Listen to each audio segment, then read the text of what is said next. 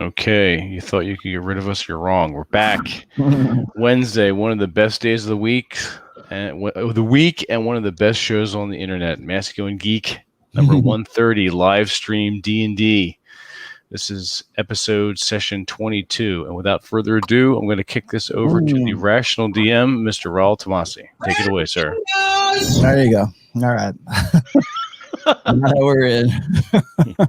Now you know we're in. Okay. Wow. It's been a while. So let's we're gonna recap here in just a second. I'll share my screen in just a minute, but the last time we were together, you guys had got pulled into that one room where all the slaves are on the walls. I'll reread you the description of where you're at. You were pulled in through that one door, and the door is kind of shut behind you. It was actually sealed with runes, so it looks like there ain't no going back the other way. Right up until that point, you guys had experienced a series of headaches, a little bit of nausea, trouble concentrating as you got closer to this door of this particular room right here. Did we lose Vince? Come on, Vince. Uh-oh. You got to be back in. He'll come back. I don't want to lose him. But anyway, so you guys are inside this room. I'll share this with you in just a second as soon as Vince comes back because he's hosting. So, unless he got kicked off, what happened to Vince? Uh-oh. We just had our first party kill. If he's out, well, I can't share. He can't. I need him to share the screen if I'm gonna. because it still shows us as live. I don't even know how that works. It stays live until he comes. Like the host can exit and then he can come back, but like the stream is still running right now. Yeah, there he is. Okay. My internet took a shit, and I'm glad it took a shit now. So there we go. Yeah. Okay. So I stopped when you got out. So you had you gotten up to a point where you got to the door, and at that door. You started getting kind of queasy, a little bit of a few of you got vertigo.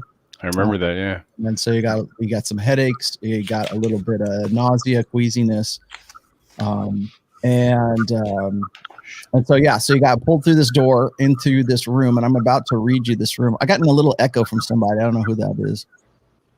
Who doesn't have their earphones in today? I don't have any. Might be you. I don't think it's me. Are we getting an echo from me? I'll mute myself real quick. Yeah, it's probably. Yeah, it's you. Yeah, it's you, Drew. Go get some headphones. God damn it. I'm gonna share my screen here, Vince, so you can get to the. All right, cool. Get to our Zim map. I have the key to One-Eyed Willie. All right, so where the hell is that? Add stream. There we go. There we are. Oh, that's right. So this is where you were last time. I'm gonna shoot in a little bit here. Let's see if I can open this up. I had forced open the fucking door, and then it slammed shut behind us like a vacuum. Like people hanging and stuff. Yeah, I'll do the description one more time here. So you're pulled through. Blodgett got pulled. Lupo got pulled through. Aldemar got pulled. Everybody got pulled through. I'm trying to see who was I think Blodgett was flat-footed, and I think Aldemar was flat-footed because you guys were trying to. You guys were the ones who went through initially. That's why you're in the lead here. Okay, so let me, and then that's where you were before. Let me pull this back over here. Can you hear me? Yeah, I can. Yes, okay. Loud and clear. There you go. Perfect. I can hear you guys. Is this? Okay. Yeah, it sounds like it's just coming through the headphones, not the regular speakers. Yeah. Cool. All right. So here we are. Let us begin now. Okay. So Robert Blodgett, I need you to roll a D4 real quick. All right. I rolled a 4. Okay. That's your luck points for this encounter. Awesome. I have a feeling I will need twice that's that. why I had you do it in the beginning. All right. So this is this looks like some sort of slave room. Okay. On this door is an eerie sight.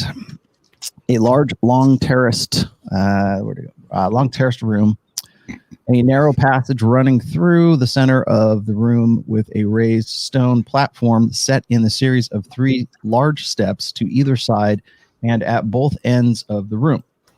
On one of these steps sits dozens of humans staring blankly into space. Okay? While dark shadows curl about their near naked forms. These creatures are bound to the wall with neck chains, but do not appear to be struggling in the least. They do not seem to notice a party. There are scraps of torn clothing are tossed around the room, and there are cloaks and blankets hanging on the walls and on the floor. So that is what you see at this moment. I'm going to give you a little bit more. And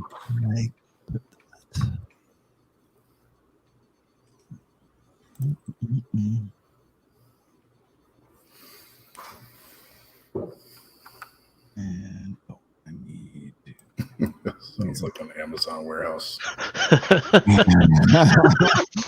Yep, that's pretty much it. For a moment there, I thought he wrote Amazon whorehouse, and I was thinking, have they expanded? Same thing. Hey, those rides into space aren't cheap. Okay, let's. Is that going to be included with Prime delivery? So You get breakfast. This is what you can see right here. All right, so this is all in the light that Lupo has still managed somehow to miraculously keep going on the end of the bullseye lantern, on the end of that staff or the stick that he carries it on. Right. So this is about what you can see now. Over here, over in this area over here, along these walls is where the slaves are. Mm-hmm. And they're hanging, like they're bound by the neck to chains that are bound to the wall, and throughout this entire chamber echoes just this low kind of thrumming and this like low sounds like moaning, like, and that is the source of what has been sort of setting you guys at unease right now, because it's something that's a little bit there must be something else to it besides the sound of it. So. It's enough to sort of vibrate through the walls to give you that kind of that queasy vertigo kind of feeling. So that's where you guys are at right now, and this is about as far as you guys can see in the torchlight or the bullseye lantern light now along these edges, and you can see just barely make out forms here in the darkness. That there's more along the edges of the topmost tier of these steps, and then there's steps that kind of lead down here to what looks like like there's a little bit of a drop, like maybe like a 2-foot drop down in here. So there's some kind of like lower area that's in here as well. And then you've also got 2 pillars right here. Hanging from those pillars are scraps of clothing and scraps of like what look like blankets or cloaks or something, like maybe to muffle the sound or something. You don't really know what this is all about, but it's been kind of tattered. And the most of the slaves along the walls, as you're actually Grot and Gray, you guys are the closest to where they're at. They're kind of like blank-eyed, like in some of them they don't even look like they have pupils in their eyes. Oh shit. They're all fucking zombified. They're just kind of like drooling out of their mouths, kind of thing. I tell Lupo to avert his eyes. Okay, Lupo looks like he's scared shitless right now. Okay, so the lantern's basically shaking on the pole. Shaking on the pole. Basically, all he can do is just sort of look at what's going on. Because remember, this guy, the kid's like 15 years old, so he's shitting his pants right now. This is like as weird as he's ever seen it. Okay.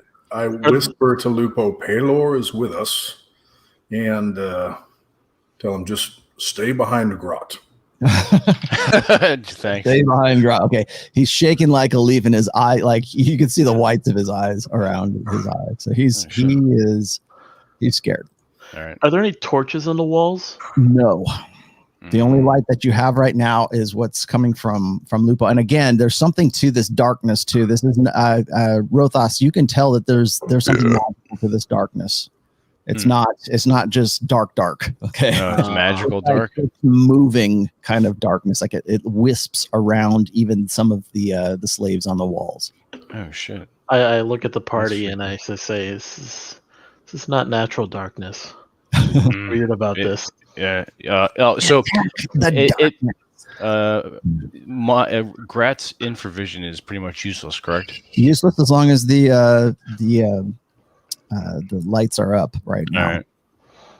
And Gratnosy in dark. I cast magic missile into the darkness. Magic missile. Oh shit. For the first time in my career, I have absolutely no desire to hide in the darkness. Okay, so you guys are sitting here. You hear this kind of low moaning. It's kind of setting you at unease, and it's really kind of hard. Again, you haven't made you roll. We feel it more than hear it, right? You feel it, yeah, definitely. Yeah. Okay, that's weird. Gratno so I have my two-handed my greatsword in my hands, and I'm gripping the pommel. I'm and it is looking like around. it's a constant droning too. It's not like it stops and then a breath is taken. It's just Grad go nuts soon. Yeah. Grad go berserk. Can I tell if these people on the walls are still alive, or do they seem to be maybe resurrected undead, or are they just really messed up people? From what you can tell from your vantage point right there, they're standing. So they're not like dangling from the wall or anything like that. They are standing. They're just, and they're not even bound by anything other than neck chains to the wall. That was my next question. Yeah. Are the chains making any bolted? effort? Can we tell how the chains are fastened to the wall? Yes, they are bolted into the stone. Okay, so it doesn't look like any of them could possibly reach us. No, and that doesn't look like any of them are even trying to. They're just kind of like all stupefied. Now, you'd mentioned some rags on the pillar and around the pillar. Any of it on the floor there at the pillar near me? Roll me a d20. A 10. Yeah, well, there's a few scraps around there, anyways. That what looks like blankets or cloaks or some kind of material that's been either tacked to the pillar that's in front of you, or there's scraps on the floor too. Okay, I pick up some of those scraps and try to light them on fire using Lupo's lantern, and then using my sword, I try to flick them out toward the darkness once they catch, if they catch. Mm-hmm. Okay, well, Lupo's going to have to lower it down to you because you are a halfling. I'm like, hey, you, boy, drop it down here a little ways. All right, so you're in the middle of that. Roll me an intelligence check real quick. Okay. The fuck? 17. Okay, the scrap. And I'm just reading you my natural scores. I'm not giving you any bonuses or anything. I'm just the dice roll. That's fine. That's enough anyways. The scrap that you have in your hand, you make the connection that it looks very similar to some of the material. Either it could be the carpet or it could be part of the blue curtains that you came through when you came through here. Okay. I will share. Is Gray close enough for me to share that information?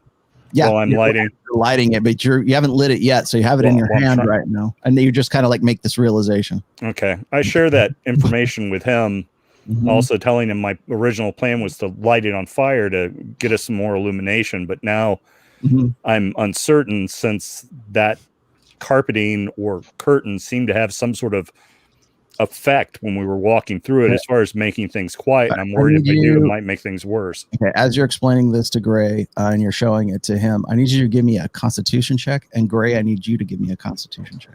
Okay. Oh yeah, we're still a little woozy. 12. 15. And my Constitution is not very high, so I don't have any bonus to that. Let me see. No, I got a +1 to Constitution. So I rolled 12, so it's 13. Okay, you're fine. I rolled a 15, and my Constitution bonus is +3. Okay, So that'd be an 18. both of you guys, and Duncan had to roll, by the way, and Lupo had to roll as well because they're within range of where you're at. Blodgett. You pick this thing up and you're looking at it and you make the realization that there's something familiar about the scrap of cloth that's in your hand. Gray, you just get a chill down your spine. You're kind of like, whoa, and Blodgett, you feel the same way. Lupo is he's his eyes are like terrified right now. Okay. Duncan, it looks like he's a little bit uneasy when you're showing it to Gray. Do they look like scraps of clothing? No, they look like scraps of. Well, I mean, other than the ones there are actually some parchments that look like cloaks or blankets that are actually tacked to these pillars. but then there's scraps that are on the ground as well, and that's what Blodgett picked up some of that, and it looks very familiar. It looks like some of maybe that blue curtains that was back up in. You guys, you would remember where it is. So in the hallway of silence. Hallway. Yeah, it was up in. Oh yeah, in yeah. here. Yeah. Shit. Where nobody would follow us. Yeah. And you said there's more of this hanging on the pillar. A little bit. So But then now again, there's Blodgett. Give me actually, let me just roll for you. okay, yeah, go on ahead. All right. So you notice that there's a little bit more. It's just like little scraps and pieces of it, though. Like you only see it because you're the one who was doing all the checks for like secret doors when you came through that passage. Okay. So hanging on there, you do see what looks like blankets and cloaks that are tacked to that one. Aldemar, you can see over here barely in the what's left of the light here as it's shaking in Lupo's hand.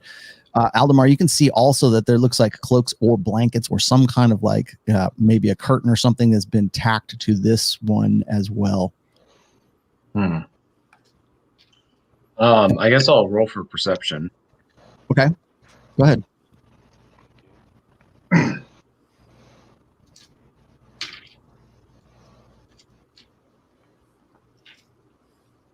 Go ahead, Aldemar. Oh, I rolled What'd you get? 18. 18. Okay. All you see is just more of the scraps around there, and it's hard to concentrate right now because of the constant droning. It's not like blaring loud, but it's just at a volume level and frequency that is just it's like annoying, and it's hard to concentrate. Like a gnat. Yeah, kind of, but it's like it's more like a droning sound. Sorry. So it's just going. Okay. Almost weird. Some weird low-level Buddhist chant. Making you uneasy. You can tell Lupo's scared. Duncan feels a little queasy. Grot's just kind of like, you're okay, but you're just coming back from the vertigo kind of thing. But I'm getting crazy over here with this shit. I guess I'm gonna move. What are you gonna do? I'm gonna move up towards it. Towards the pillar? This way? Yeah. Okay. From what you can see in the light right there, again, there's more. Actually, let me give you a little bit more up here. Here you go. Yeah, we're fucked. Yeah. So that's where you can see from right there, Aldemar. And again, this is what you can like sort of perceive. Now, remember, this is still kind of dark, so the rest of you can't really see what he's seeing right up here. But again, there's still more humanoids of some sort. They look mostly human, but you can't tell. Most of their heads are shaved, and they're just kind of like staring blankly towards the center of this room. Okay, you do notice that all of the faces are looking towards the center of this room right now. And again, they're just kind of like slack-jawed and just kind of and again, you're hearing this droning. Aldemar, as you move, you kind of get like as your feet fall onto the ground, it's kind of like you know how you get like an earache when you are like you come out of like from swimming or something like that. You kind of have that, like when you're sick, you kind of get that little kind of ear queasiness in it, or you have like you're stuffed up in your nose and it like makes you unbalanced. That's the feeling you get. Vertigo. That's weird. That's not my turn. Okay, Stop it. Blodgett, you have this thing in your hand. You're showing it to Gray. Are you still gonna set it on fire? No, I'm a little bit leery about doing so now. I'm curious if the cloth made a curtain between the two pillars or not. So that's kind of where I'm thinking now, but I'm also thinking I still want to illuminate some of this darkness, and I may have to resort to tearing like part of my shirt and using like a flask of oil or something to try to do that. But right now I'm focused. There's something about this blue cloth and the fact that it cloaked so much noise. I'm wondering if there's enough scraps to either make some kind of cloak to wrap around myself to block out some of that obnoxious noise, or see if it hung between the two pillars. So that's the kind of stuff my mind's trying to puzzle out right now. Okay. And did Gray have any insights to share with me after I showed him the cloth? Can I tell anything about it? You can talk to each other all you want to. Yeah. Or And do whatever- do any what you thoughts, or do you want to do a perception roll or something to see? Yeah, if- I'd like to because I have no idea what my character would or would not know about these. Oh shit, where did the dice go? We'll try rolling that in here. 19, and my perception is really fucking high because my wisdom's also 19. I got a +4 to wisdom. My perception +4, so it's 19, so it's 23. Okay, so you and Blodgett, you figure this out as well at the same time. Is that there's some reason why there's like blankets and cloaks and there's like I guess curtain scraps around here. You do remember, Gray, that when you were coming through the hall with the blankets attached to it up in here, that it deadened the sound quite a bit. Ooh. And and of course there were no patrols that went through that particular corridor while you guys were there. So I'm going to take that piece of cloth from him, and I am just going to kind of hold it over my ears to see what happens. Nothing really happened. You still hear the droning. It's still kind of in your head. So it's not something that's, insulation or anything like that, but there's some sort of quality to those curtains that you just can't quite put together. Okay. Rothas, you're in the back there. What are you going to do, man? I guess I've seen all of them do all this. Yeah, you're watching this sort of unfold. Everybody's kind of right here. I mean, just because, by the way, these are your icons, but that doesn't mean that that's how big. I just want you to be able to see whereabouts you are. How is Rothas feeling at this point? It's still a little queasy. You're having a little bit of trouble concentrating. Now, remember your little warp spider guy that you had walking around kind of dissipated as you got ripped through this door.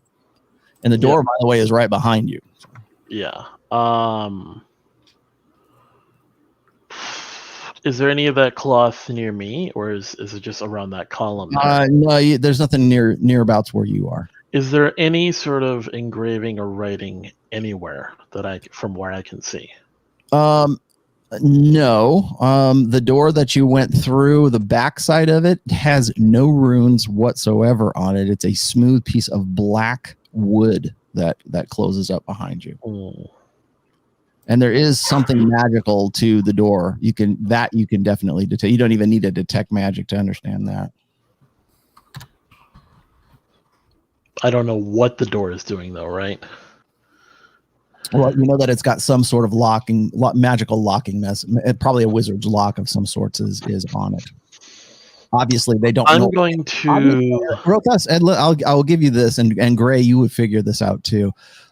Is that you realize now that something is in here that they didn't want to get out, and therefore the wizard's lock on the door that is behind you. Yeah. Do I see those that steps? we came through? Yes.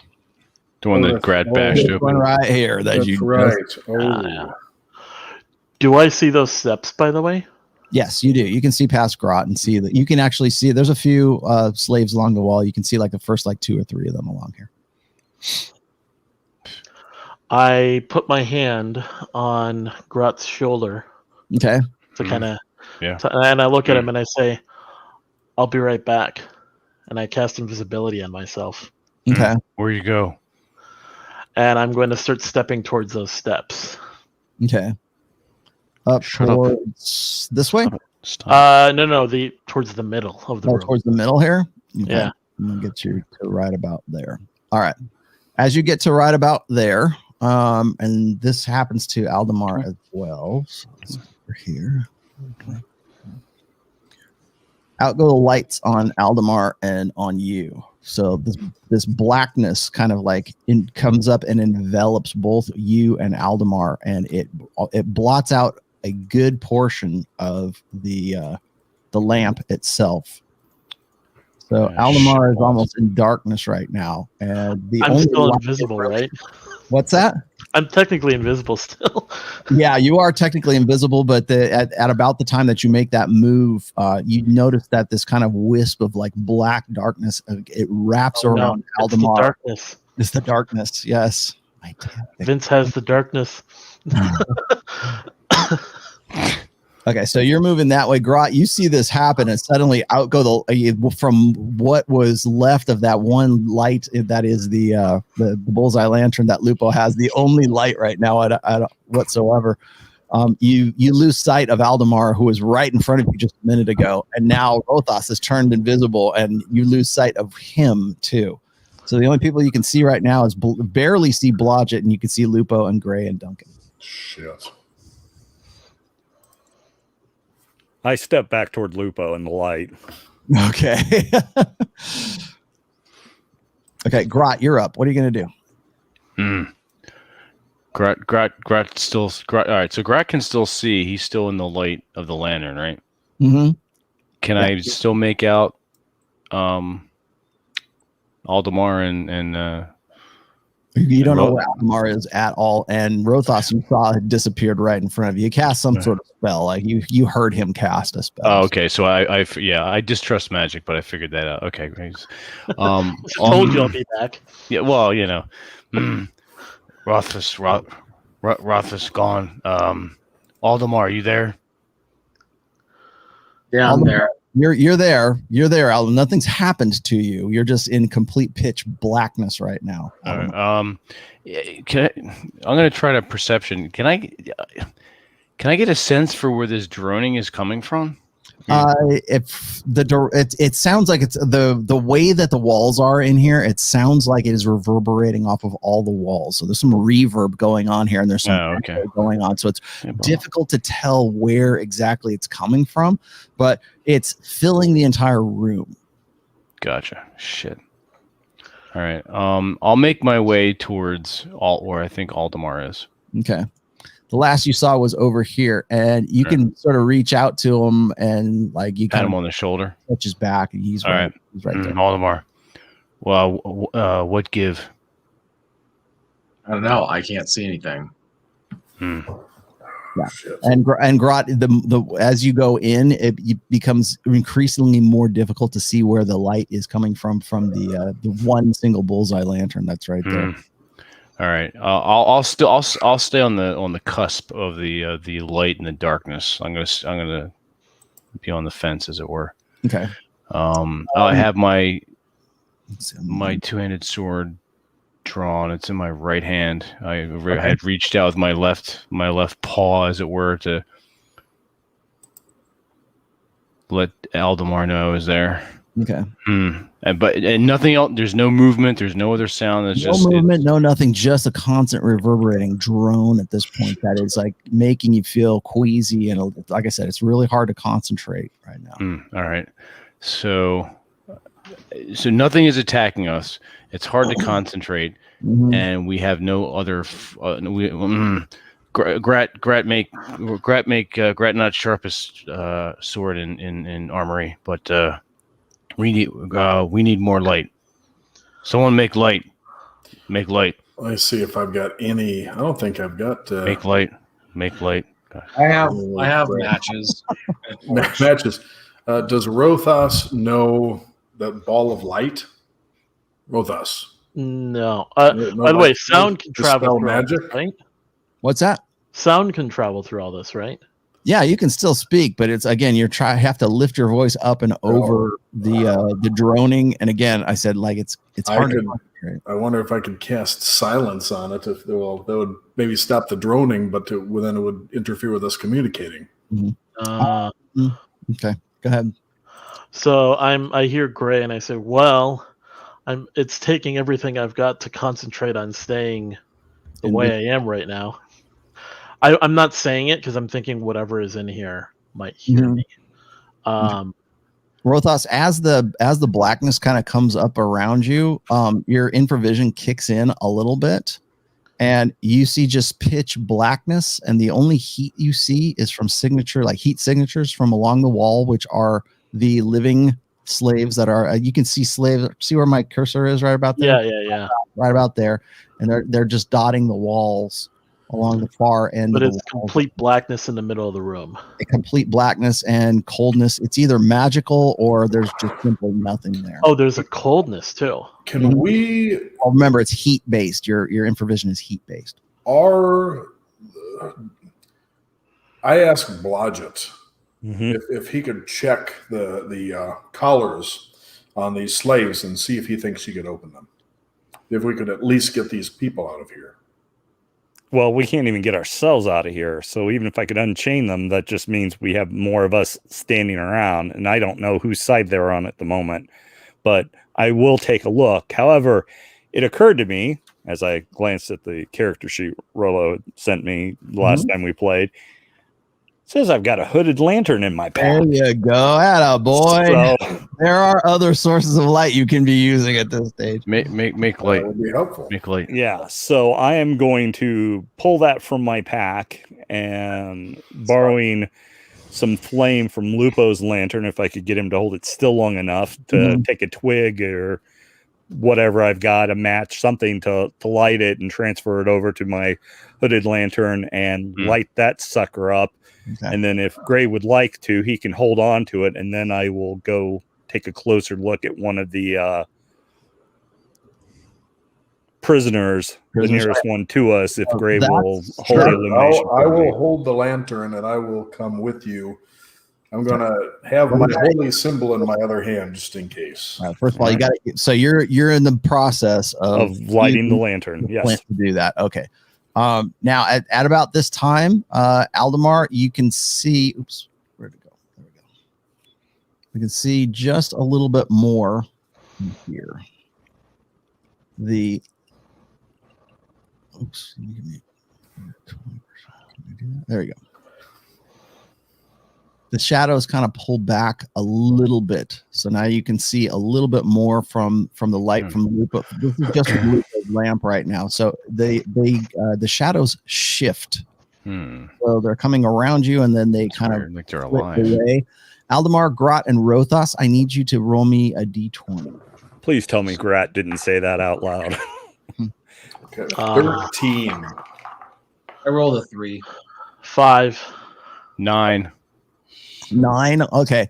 All of you seem to see the same thing, which as the shadows kind of like pull back from where you are, you see something, you think you see something flit out of the periphery of your vision, like some sort of black image. Yeah, like a large bat or something that flits out of it. It looks fairly large, and it flits back into the darkness.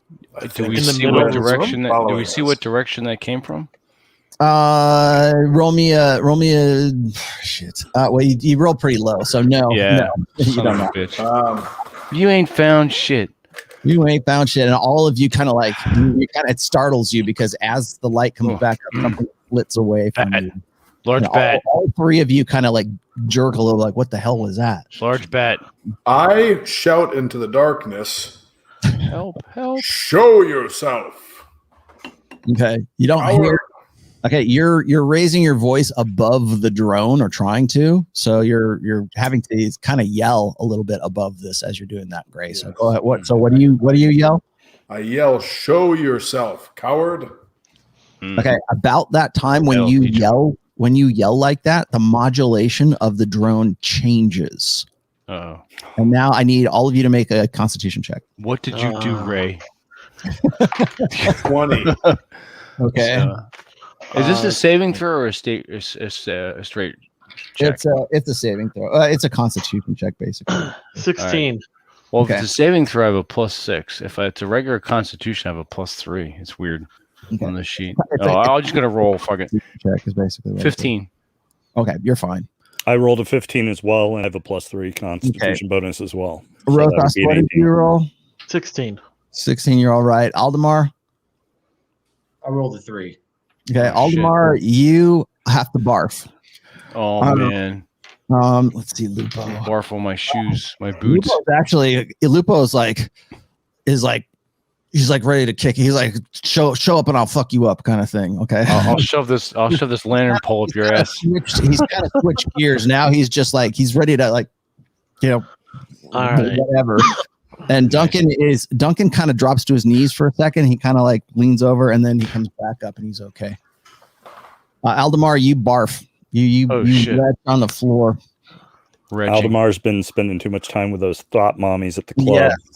Yes. You hack up whatever. I'm not sure what you're referencing, but I'm going to pretend I'm just going to not ask questions. Yeah. So you get nauseous and you throw up against the pillar right there. Oh shit. Yeah. You're not taking any damage, but you're like queasy. It's definitely made you queasy and nauseous. Gotcha. So the modulation shifts and it kicks up a notch in volume, so it's a little bit louder now. And there's something different to the quality of this moaning. I'm gonna yell at it again. I say, "In Palor's name, I command you, fuck off! What you from this place? What you do, Gray? God, what you do? Quit cranking up the Kelly Can Russ get any closer to it? Puts it off.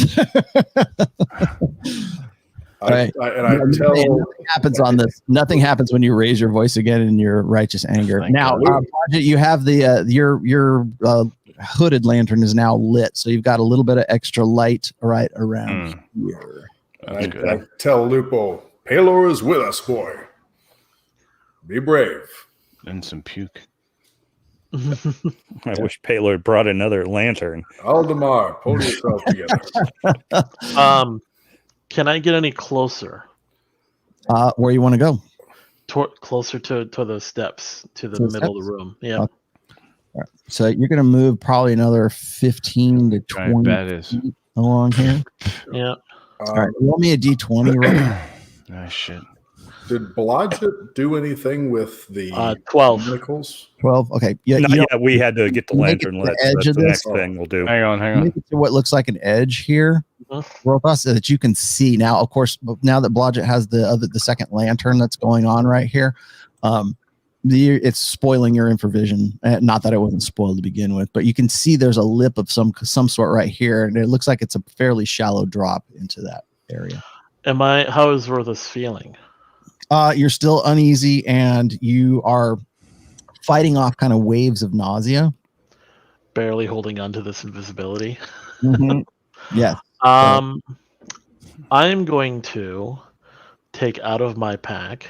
Well, I'm going to take my quarterstaff, and I'm going to take some of my vestments, wrap it around the top of it like a torch. Mm-hmm. And I'm going to cast Prestidigitation to light it. Okay. So you're going to light the actual... So explain to me what you're doing. I have some vestments in my pack, and I have a quarterstaff. I'm wrapping up some pieces of fabric on the top like a torch. So it's a little bit of a bigger torch, but it's... Okay. And I'm going to put it as far out ahead of me as I can and light it on the ground because I don't want anyone to know where I am. Okay, so you're gonna light. So you're in the process of lighting this thing. Yep. I'm lighting it on the ground. By the way, I'm not holding it because I don't want to. Okay, so you're trying to set something on fire, basically. On the ground. Yeah. Okay, got it. Blodgett, you're up right now. You've got this thing going. You've handed off the thing to Gray. All right. Well, Gray's wanting me to take a look at one of the manacles, so I'm going to look at the manacles on the first prisoner, and Gray's coming up with me to hold the lantern and also have my back in case that sucker tries to grab me or something. I will kick him right in the shins. All right, I'd aim a little higher and over toward the middle more, but whatever works for you. All right. So Duncan moves up between you and Lupo there, Gray, and he looks like he's sort of at the ready. He looks like he's a little bit like freaked out by all of this, everything that's kind of going on around him, but he looks like he's stable. He's good. Like everybody in the party right now is sort of fighting off waves of nausea. And Aldemar, you're back on your feet again, so you can do you're up next. What do you want to do?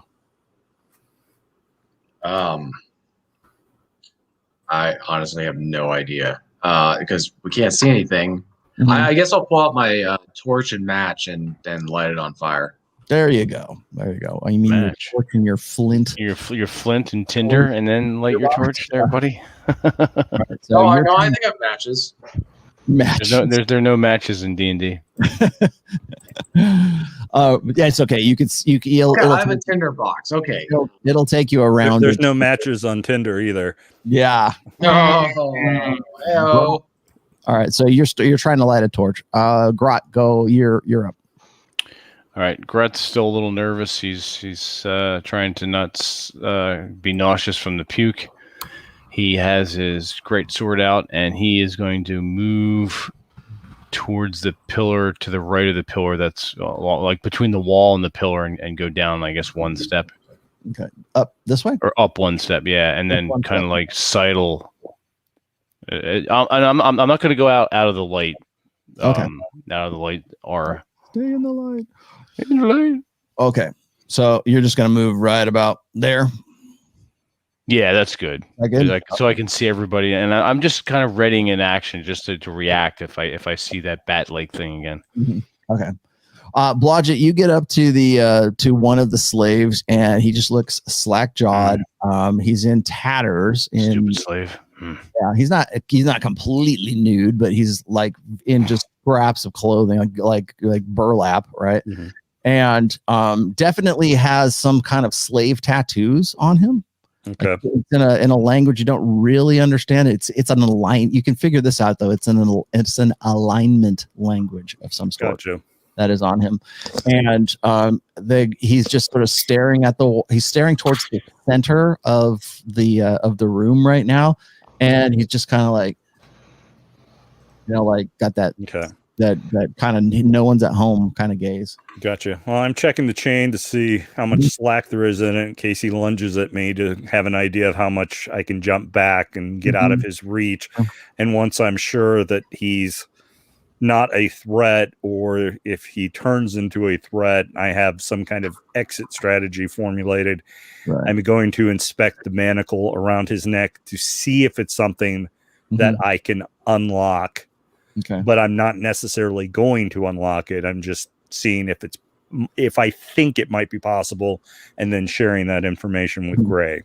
Okay, you notice the manacle that's around his neck has a locking mechanism on the clasp of it. There's not like a padlock or anything on. There's a locking mechanism that's on the thing itself, and it looks fairly simple. You could probably easily pick it if you had to, anyways.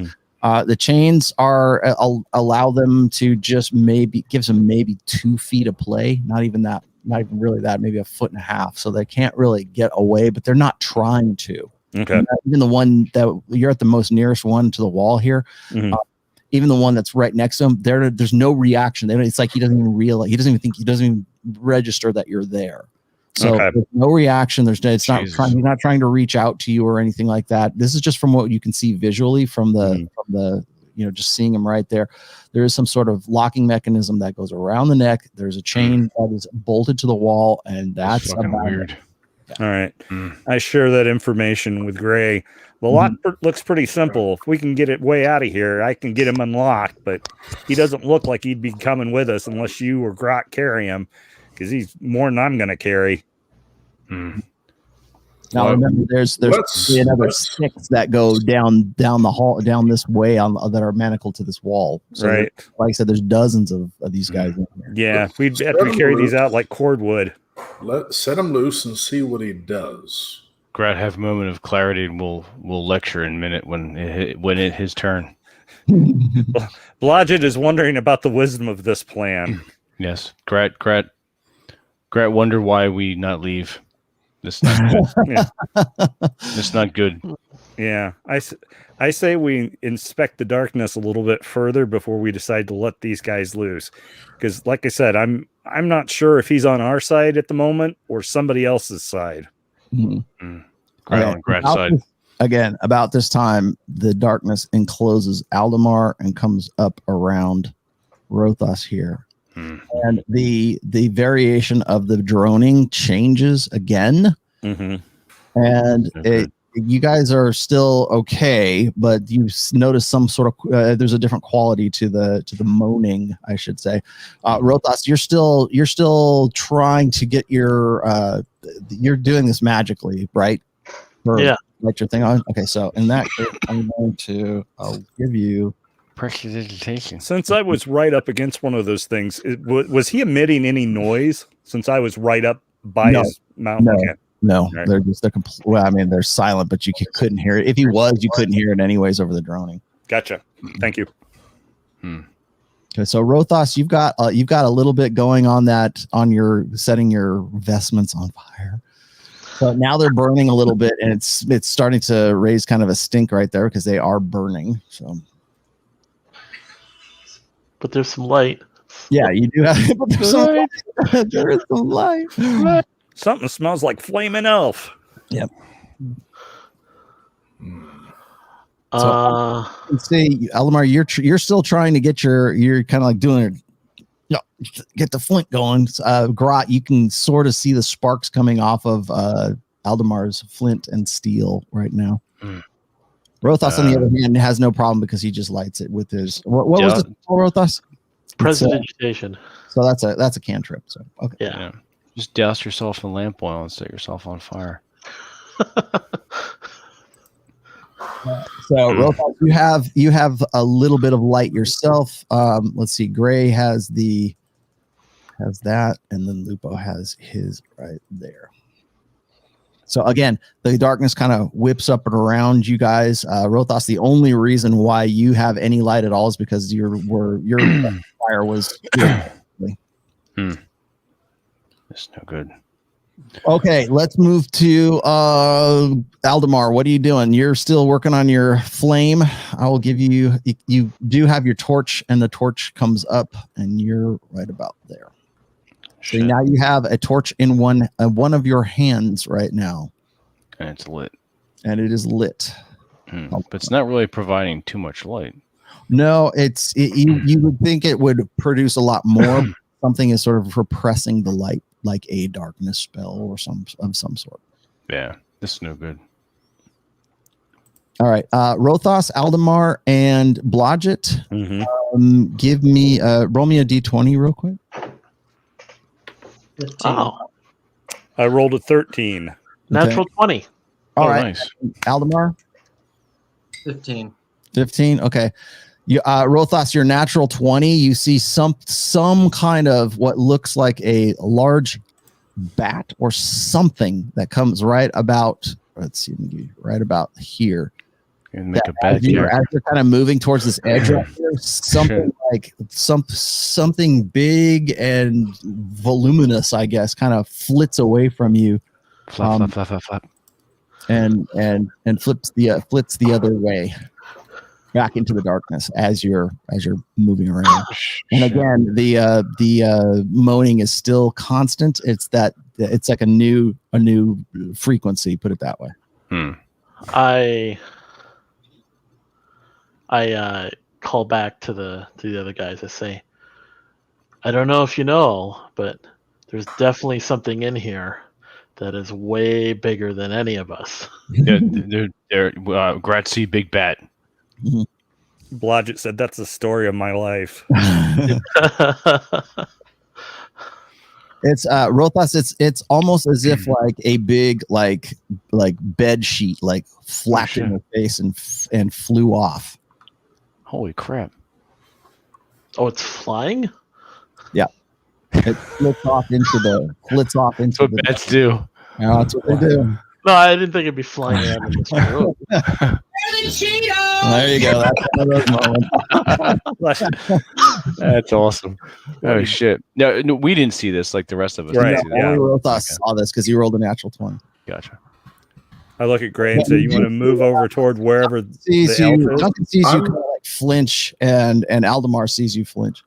I'm wondering if we should try to get one of these people and then drag them out of the room, bring them far enough back that maybe whatever this is not affecting them, and try to question them. If we Get could some get out. We can't get out of the room. We got to look to see if there's a door maybe on the other side of the room. I think we just run right through it behind Grat. I'm actually wholeheartedly behind that. Put that idea. Grat in front, and then have Lupo and me hold the torches and have everybody kind of around us and just power our way through. And The I'm dark, going to as you guys are like trying to figure out what the hell to do with yourselves, the darkness kind of abates from where you're at. Oh. So does it come and go with the bat?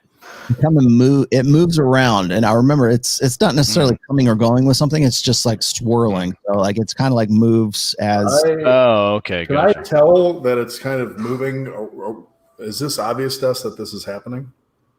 Yeah, you can see this happening, right? Like you see the shadows move around, like It's like they're dark moving fog, naturally swirling because fog. there's no source of light in this room except for what you guys have. So something is doing this. I yell at it again. Show yourself. All right. Oh, God. I'm gonna All right. Cowardly step ghost. down. Okay, everybody roll a d20. God damn it, Drew. 3. Shit. That's what you get. 9. Ah, 15. Plus 9 plus whatever pluses. I don't know. 5. Okay. 12. All right. The moaning changes frequency and volume once again. Blodgett, you hack up your guts. Holy crap. Whatever you had in as you're looking, you're like, Is that corn? Gray, you do the same thing over in the corner over here, and you're incapacitated right now because you're just kind of like hacking up your guts. Lupo is like, his eyes have just gotten like super big Saucers. and he's just like crazy. Duncan is okay. Rothos, what'd you roll? 5. 5. You feel very queasy. You're just barely hanging on to your lunch. Aldemar and Grot, you guys are okay. Stop. Gray, when done be sick, stop yelling. No yell. That's what you get, actually. Okay. I am going to kill this thing. Bat is flying around in darkness. In my sick and frustrated state of mind, I'm Mhm. going to hold out my hands towards where I saw the bat. Okay. I'm going to cast Burning Hands. Okay. Okay. Your hands come on fire and they produce light because of that, but there's nothing really in front of you to use it on. So your hands start to glow. And what are you doing with the vestments? Are you just leaving them on the ground right there? They're on the ground just to produce some, light. Right, some kind of light. Okay, so they're there. You cast Burning Hands onto your hands right now. Now to do that, you're going to have to let go of the invisibility side of things. So you're going to put your concentration onto your hands, onto your burning hands. So you've got them out there.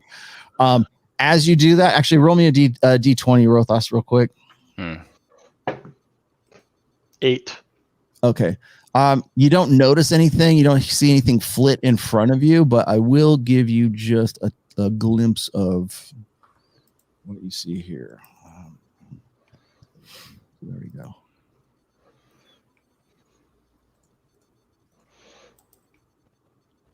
So that's what you see in your burning hands right now. That's the lip of some sort of drop right here. That it doesn't look like it's very far down. It might be just a step. I step forward. Okay. So I'm gonna say, Rothos. I'm gonna hang on. Oops. Come here, Rothos. There you are. He's about to say I'm dead. No, I know. Soon. No, I'm not gonna. I won't do that to you. I am going to, however, put a. Let's see. I don't have a fire token. Fire. I don't have a fire token. So I have to put. That'd be kind of cool. All right. I do have a fire layer though. So There you go. Add that. We're going to add that right about here. So these are your burning vestments right here. Okay. Oh, that's cool. So that's where you are, Rothos. You've moved away from it. So there is a burning that's kind of stinking up the place right now too, by the way. But I mean, this place is Between that and the very wide. puke. We're looking at like 10, 20, 30, 40, 50, 60, about 60 or 70 feet across. So this is a very large chamber, as you can see. But it is still burning, and everybody can still smell it, and you are suffering from waves of nausea at this point. Mm-hmm. So Rothos, you get to that edge, and that's about where you're at. Can I step down? You can step down, yeah. I'm going to step down. All right, you step down, and you can see another step that goes down a little bit from there. Now, Aldemar, you can just see Rothos. He's about 20 feet away from you, and he's looks like he's stepped himself down into some sort of, I don't want to say it's not a pit, but there's a down step right here. Blodgett, you have just recovered from throwing up. Gray, you have just recovered from retching.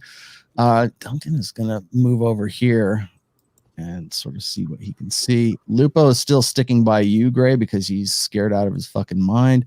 Aldemar, you have a torch in one of your hands right now. You're gonna have to and you put away your flint and everything, so you've got the burning torch that's in your hand. You can see Grot, who's standing right next to you, and you can see in the firelight, you can see more slaves along this wall right here. So Aldemar, you're up. What are you gonna do?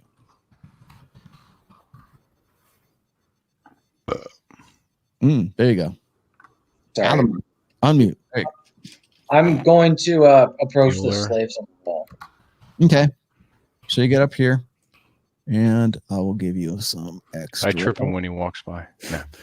Okay. I would expect a orc to do. Okay. Crap make funny. Crap mess. You see, from your point of view, you can see four of these slaves that are manacled to the by neck collars to they're bolted on, very similar to what I was describing to Blodgett. And they're staring off into the center of this room. And a couple of them don't even have pupils in their eyes; they're just wide-eyed, like they look like blind cavefish. And what are they? What's holding them to the wall?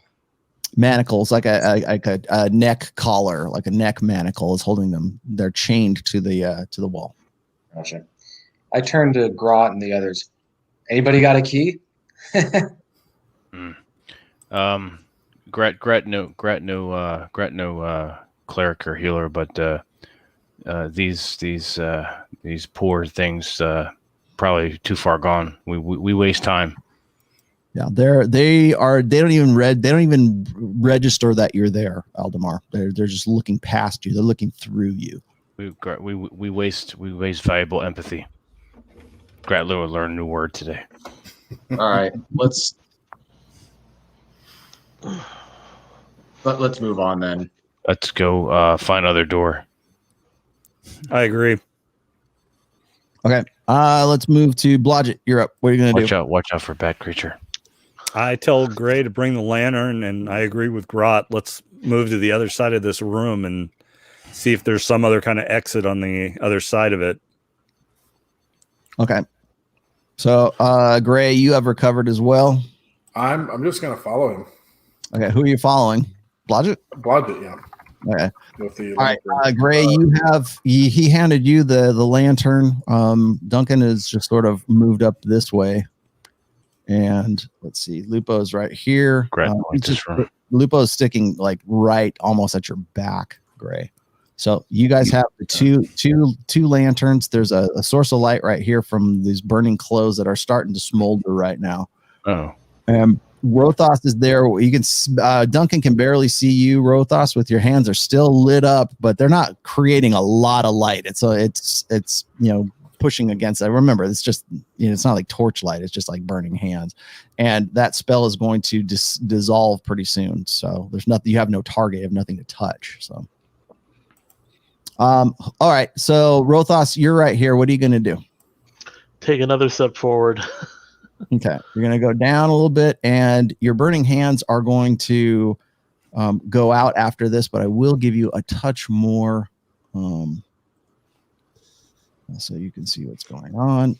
And it looks like there's another step down from where you're at. So you've dropped probably about maybe 10 feet right now. Take another step down. Okay. Don't go too far. Yeah, you've gone. Oops, my bad. But you're invisible. No one can see you. No, he's visible now. I am visible. Oh shit. I had to let go of that. So as you do, your burning hand spell is going out. So it's not really meant for what you're doing, but let's just push this back. Oh no.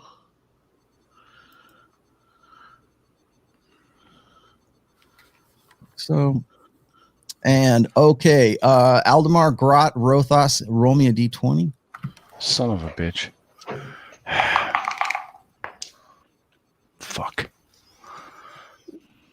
10. What'd you get, Grot? 6. Grot. 6. Okay. God damn it. All right. You feel a little queasy, and you feel a little bit dizzy, Grot, but you managed to stand your feet. Grat feel weird. Funny in Aldemar, swimsuit area. You're okay. Rothos, what did you roll, Rothos? 10. 10. Okay. You feel a little queasy yourself, and you're kind of like you just stepped down off of the step, and you're kind of like, ooh, you know that there's another step in front of you too. Mr. Toad's Wild Ride.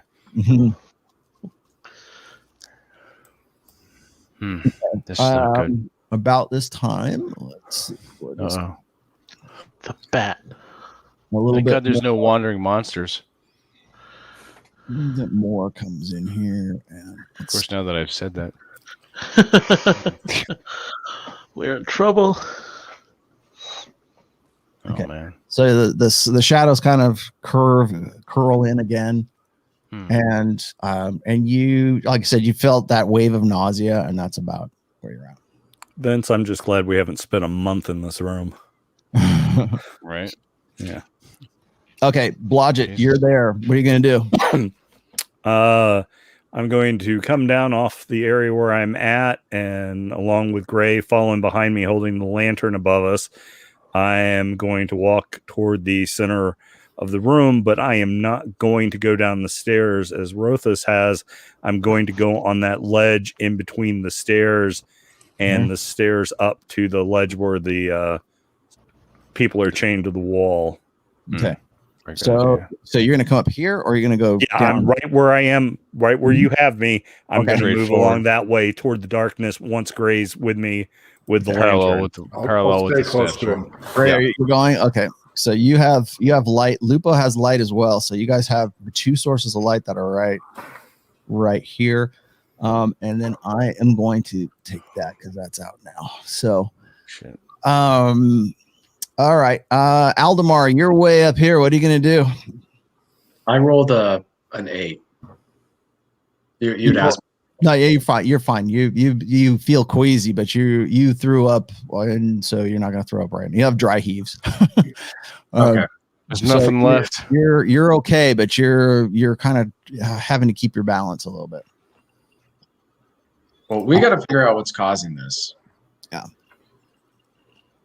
Yep, that's why we're moving off into the darkness. Yeah. All right. Grot. Move forward then. Grot, you're last but not least. Which way you want to go? Where do you want to go, Grot? All right, I'm going to go to the left of the pillar, so I'll be Aldemar. I'll be on one side. I'll be on the other, and I'm going to go out. On this side? Put this side. On to the other side, opposite of that side. Keep going. This side. Yeah. What the fuck? All right, so yeah, there you go. Okay. Right, I'm going to head that way. Yeah. Okay, so you see Duncan here. You can just sort of see him in and out of the light, and so you know Duncan is right there in front of you. All right. And Aldemar, you still have a light source. You're back here. And Gray, you are up here with Blodgett, so I'm going to give you just a touch more light because you guys have two sources of light right here. So let's do that. More. Okay. Rothos, I need you to roll a d20 right now. 13. 13. You die. Rothos, you have an overwhelming fear that kind of just wave comes over you, like it's a magical fear of some sorts. It's definitely a spell-based fear. You are like shitting your pants right now. Like there's something is coming at you, or something's coming for you right now. Let's see, Blodgett, I need you to roll me a d20 as well. So you're telling me there's more stuff to burn? Blodgett, what'd you roll? Robert, rolled a 19. 19. Okay, you're solid. Oh. Okay, Rothos, you have this overwhelming sense of dread from where you're at right now, and you feel something swish past you, like that blanket Bat kind of thing. Bat. It whips around you, and you feel some sort of claw like rake across your chest. And Oh shit! All right, and I caught you with 1, so let's do that. Oh no, I'm dead. Yeah. And you take 3 points of damage from the one rake that comes across your chest. Okay. There. Yeah. And as you whatever it was that blew past you, you also feel like something like a whip slaps, like a fabric or something slaps into you as well. Wet towel. Oh, no. Something might have just missed you. Yeah, remember gym class. Yeah, Yeah. exactly. Something whips past you. It's a ghost turkey slap. Right. And you can barely make out with your infravision. Something is there's no heat signature from it, but if there is, it's a very low heat signature. And you only catch a brief glimpse of it in your infravision as it How passes. close is it to me at this present moment? You don't know Hmm. because it whips off into the darkness. It's Ah, that damn fast. it. Shit. Get back here. Let's see. So you guys slowly. hear an elf go, ah! High pitched girly scream. Well, he either saw a spider or got hurt. I don't know which. Yeah, you can definitely hear he because he wasn't expecting it. So Nobody expects. So I start slowly stepping back while keeping my eye fixed on the darkness, making sure nothing catches me by surprise. Like I said, there's definitely some sort of magical quality to this darkness it's moving things around. And again, you sort of as you get a little bit further into this, like as you got down these stairs, you can your infravision and your sort of your elf sort of magic perception, you think you're seeing things and you're not necessarily sure if there's actually anything there. Like movement, like you think you see movement and then you focus on it and it's not there. Like in your peripheral vision, you think you see movement and then you look to where it was and there's nothing there. Blodgett and Gray, you guys are right here. Where are you going to go? I'll continue to move forward along the course that I'm on. Okay. Gray, I assume you're following behind I'm him. going to stay behind him. I'm wondering if we shouldn't try to spread the light out a bit. Does nobody else have a lantern in this group? Aldemar has a torch right now. Lupo has the bullseye lantern on the staff, and you have that hooded lantern that Blodgett handed you. So there are three sources of light. You can maybe have Lupo go with Grot. Grot should be able to protect Lupo. Yes. I call across to him to do that. I said, Lupo, stay close to Grot. Okay. So let's see. Okay, Damn he'll kids. do it. I had to check because he's scared right now, but he moves over with you, and Duncan is with him as well. All right. Duncan and Lupo stay close to Grat. Okay, Aldemar, you're up here with a torch. What are you gonna do? Don't go far. Yeah. I'm gonna move to the Shut left up. around the column Okay, and try to regroup with the other. you coming this way or are you going this way? That way. This way. Yeah. Quiet. All right. What? Fucking cat. So again, Aldemar, you're seeing more of these guys that are up here. Aldemar, roll me a d20. Oh shit. What do you want? I rolled a 7. Okay. Stop it. Something that looks like a very huge like blanket or a cloak or something whips up right. It rears up right in front of you. It's What the fuck? hovering right in front of you. And in the cloak, you see 2 glowing eyes on the Holy shit. of the cloak. And it is suddenly, and you guys hear this as well. You hear the moaning changes, and it is like almost like a shriek right now. So, Aldemar, you are petrified right now. You're under some sort of spell, like some sort of hold spell. So it's looking at you and Fuck. it's going to attack you. It's looking at me, Ray. Yeah. So it's a shrieking blanket. What the fuck? Yep. All right. And so it manifests on one end of where the cloak is. It manifests what looks like a claw, and it rakes across at you. And okay, you take 4 points of damage from that hit, and it whips off and it slaps what looks like some kind of a tail as it turns back and it goes back into the darkness. And the tail has some kind of spike or some kind of mace-like weapon on the end of the tail. What the? And the tail barely misses you, whips past your face. The fuck is that, Wawa? And you are like... I sadly know what this is, but I can't say. Aldemar is basically petrified right now, and he just barely sees this thing in the torchlight as it kind of... Yeah, I know what it is. Yeah. So Grat doesn't know. So I do, but Grat doesn't. I don't know if Blodgett knows, but unfortunately, Blodgett hasn't seen what you guys have seen. So even if I... Yeah, he can't. He doesn't know. I couldn't tell you.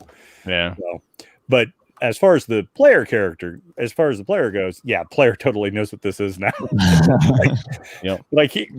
Again, no help.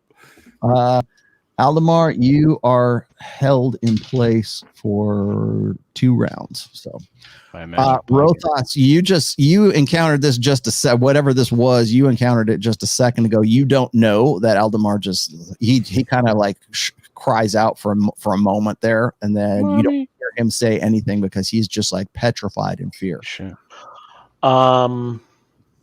I don't sense anything. I can't see anything, can I? Not from where you're at right now. You don't have really a light source, although you can see light from where Blodgett and Gray are sort of moving their way across here.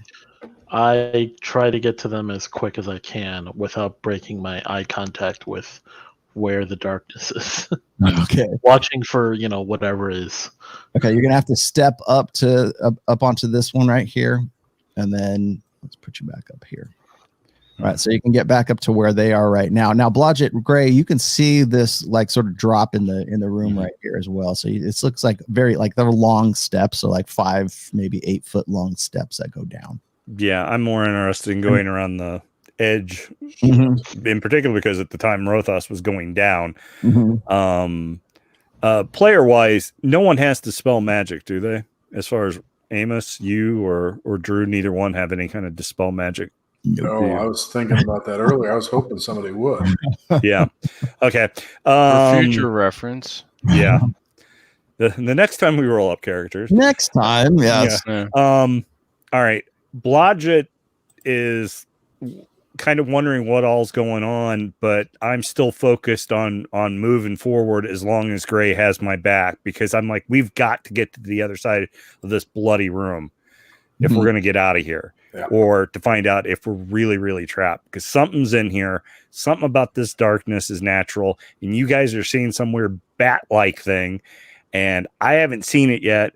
I don't want to see it unless I'm going to be killing it, or Grot's going to be killing it. And at which point in time, I'll be happy to hold the torch and let my sword fight it with Grot. But I'm like, Grot's idea. Grot had a great idea. Let's get to the other side of the room, and that's kind of what Blodgett's wanting to do. Okay, so I'm going to move forward on the edge as long as Gray's got my back. What are you doing as you're mouthing off? I'm like, come on, Gray, let's keep going. Let's keep going. We got to get out of here. Forward. Okay, he's got the light that's behind you. Gray's right here. Gray comes up behind you, and we'll give you a little extra. Yeah, I'm watching toward the shadows and the darkness in front of me and around me. And I'm making sure Gray's got my back, and my sword is out. My dancing sword, right behind you. Dancing sword. Your dancing. The dancing short sword does cast light when you have it out. So yeah, I do have it out. So it is in my hand and ready to go to engage. So you've got anything moves toward me out of the darkness. Right behind him. Is that where you want to go, Drew? Yeah, I'm going to stay right by him so that he's got plenty of light, and okay. I think we should try to get close as we can to the walls without being within reach of the people that are chained to them. Okay. Right, you're right here. You hear Aldemar kind of cry out in front. He's about 10, 15 feet away from you, from what you can So tell. he's not too far. No. Did I see that blanket thing with eyes? You heard it. You didn't I heard see it. it. I didn't You see heard it. something like snap, like a bed sheet or a cloak of some sort. Whoosh. All right. So, but I don't see anything near Aldemar. No. All right. So I'm gonna. It's kind of hard to see because all you can see is sort of his torchlight, and it's like burning fitfully in this whatever this magical darkness is. All right. I'm gonna head towards Aldemar and try to snap him out of it. Okay. I slap him in the face. So you get there, and you can see he is like petrified right now. Pull yourself together. We're sticking with you, so let's. All right. So we've got the light. So that's good. Yeah. And I guess Duncan comes with us too. Well, Duncan's with Rothos right now. Okay, so you get Aldemar. Aldemar is just like he's just like, he looks like he's freezing cold. Like it's just like, yeah, he's looking off this way from wherever that thing came from. That's the direction we'll head in. Mm-hmm. All right. Okay, so let's see. Duncan. Slap Aldemar. All right, Aldemar, it takes him a minute to get sort of reorient himself, but now he's mobile at least. Rothos, you're right here. What are you going to do? I'm following Gray. Okay. And Duncan will, let's see, Duncan will go this way. Nah, Duncan will go with Lupo because he's scared. All right, Aldemar, you're right there. Something just froze you in place, and now you're kind of back to your old self, and you have taken, like I said, 4 points of damage. So something raked across you, and it scared the living shit out of you just a minute ago, and you're not really sure what it was. I think we need to we need to move on, or we need to figure something out. This is not working. Yeah.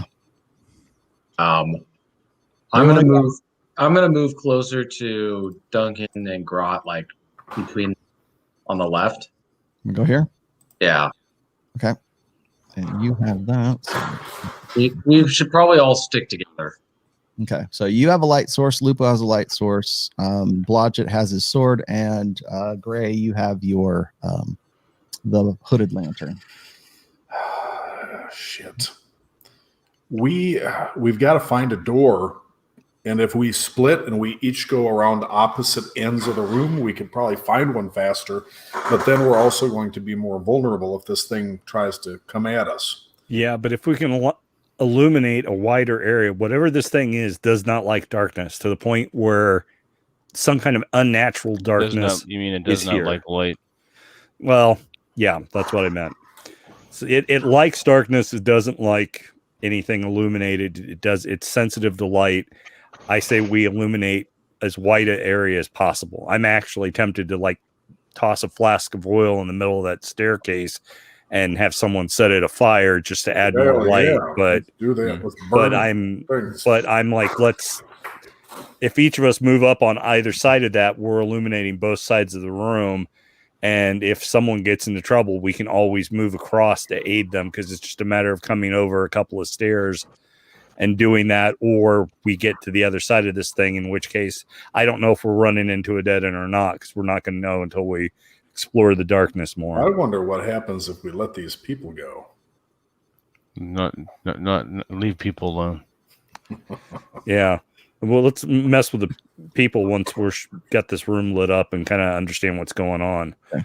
Blodgett, you're in the front here. What are you going to do? Let's move forward. Gray, you coming along too? Yeah, I'm staying right behind Blodgett so that we've got light source. Okay. Rothos, you're right there. What do you want to do? You hear all this conversation going on between Blodgett and Gray. I'm just following along at this point. Okay. I made that fireball ready. Mm-hmm. All right. And let's see. Let's get more here. Okay, so moving along. That's good. Okay. Grot, what are you doing? I'll take point and do the same thing on the opposite side. So I'll get in front of Aldemar. Okay. This side? Yeah. And then have Lupo come in behind me. Okay. And then illuminate a little bit there. as much as he can, and have Aldemar and Duncan bring up the rear. Okay. Aldemar, I tell Aldemar to knock an arrow. He can't do that. He He's got can't with the torch. Oh, that's right. He can give the torch to Duncan. Give torch to Duncan and knock arrow. I give the torch to Duncan and I get an arrow ready. Okay. So you're handing that off to him there. And right about here. Looks good. Now, the darkness starts to come in between the two of you right here. Of course it does. That's fine. It That's does. fine. It's almost like the darkness has a mind of its own. Looks like a fucking... They attack the darkness. What the fuck? Oh no! Yeah, you're all out. Help! There you go. So, I was like, well, I was just completely dark. It's going to darken over this part here too, because you guys are getting away from it. Okay, so that's where you're at now. It envelops around where you guys are at right now. Grot, you're at Lupo has give Lupo a little bit of light there. He does have a little more. Just put you there. He's got a... Yeah. All right, so Aldemar's handing off a torch to Duncan. Grot, you're right there. Rothos, you are right there. Blodgett, you are right there. Now, everybody, I need you to do a Constitution check right now. All right. I got a +3.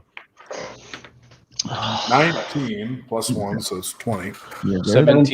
17 plus 3. Okay. 17 plus 3. Holy Okay. shit. Good.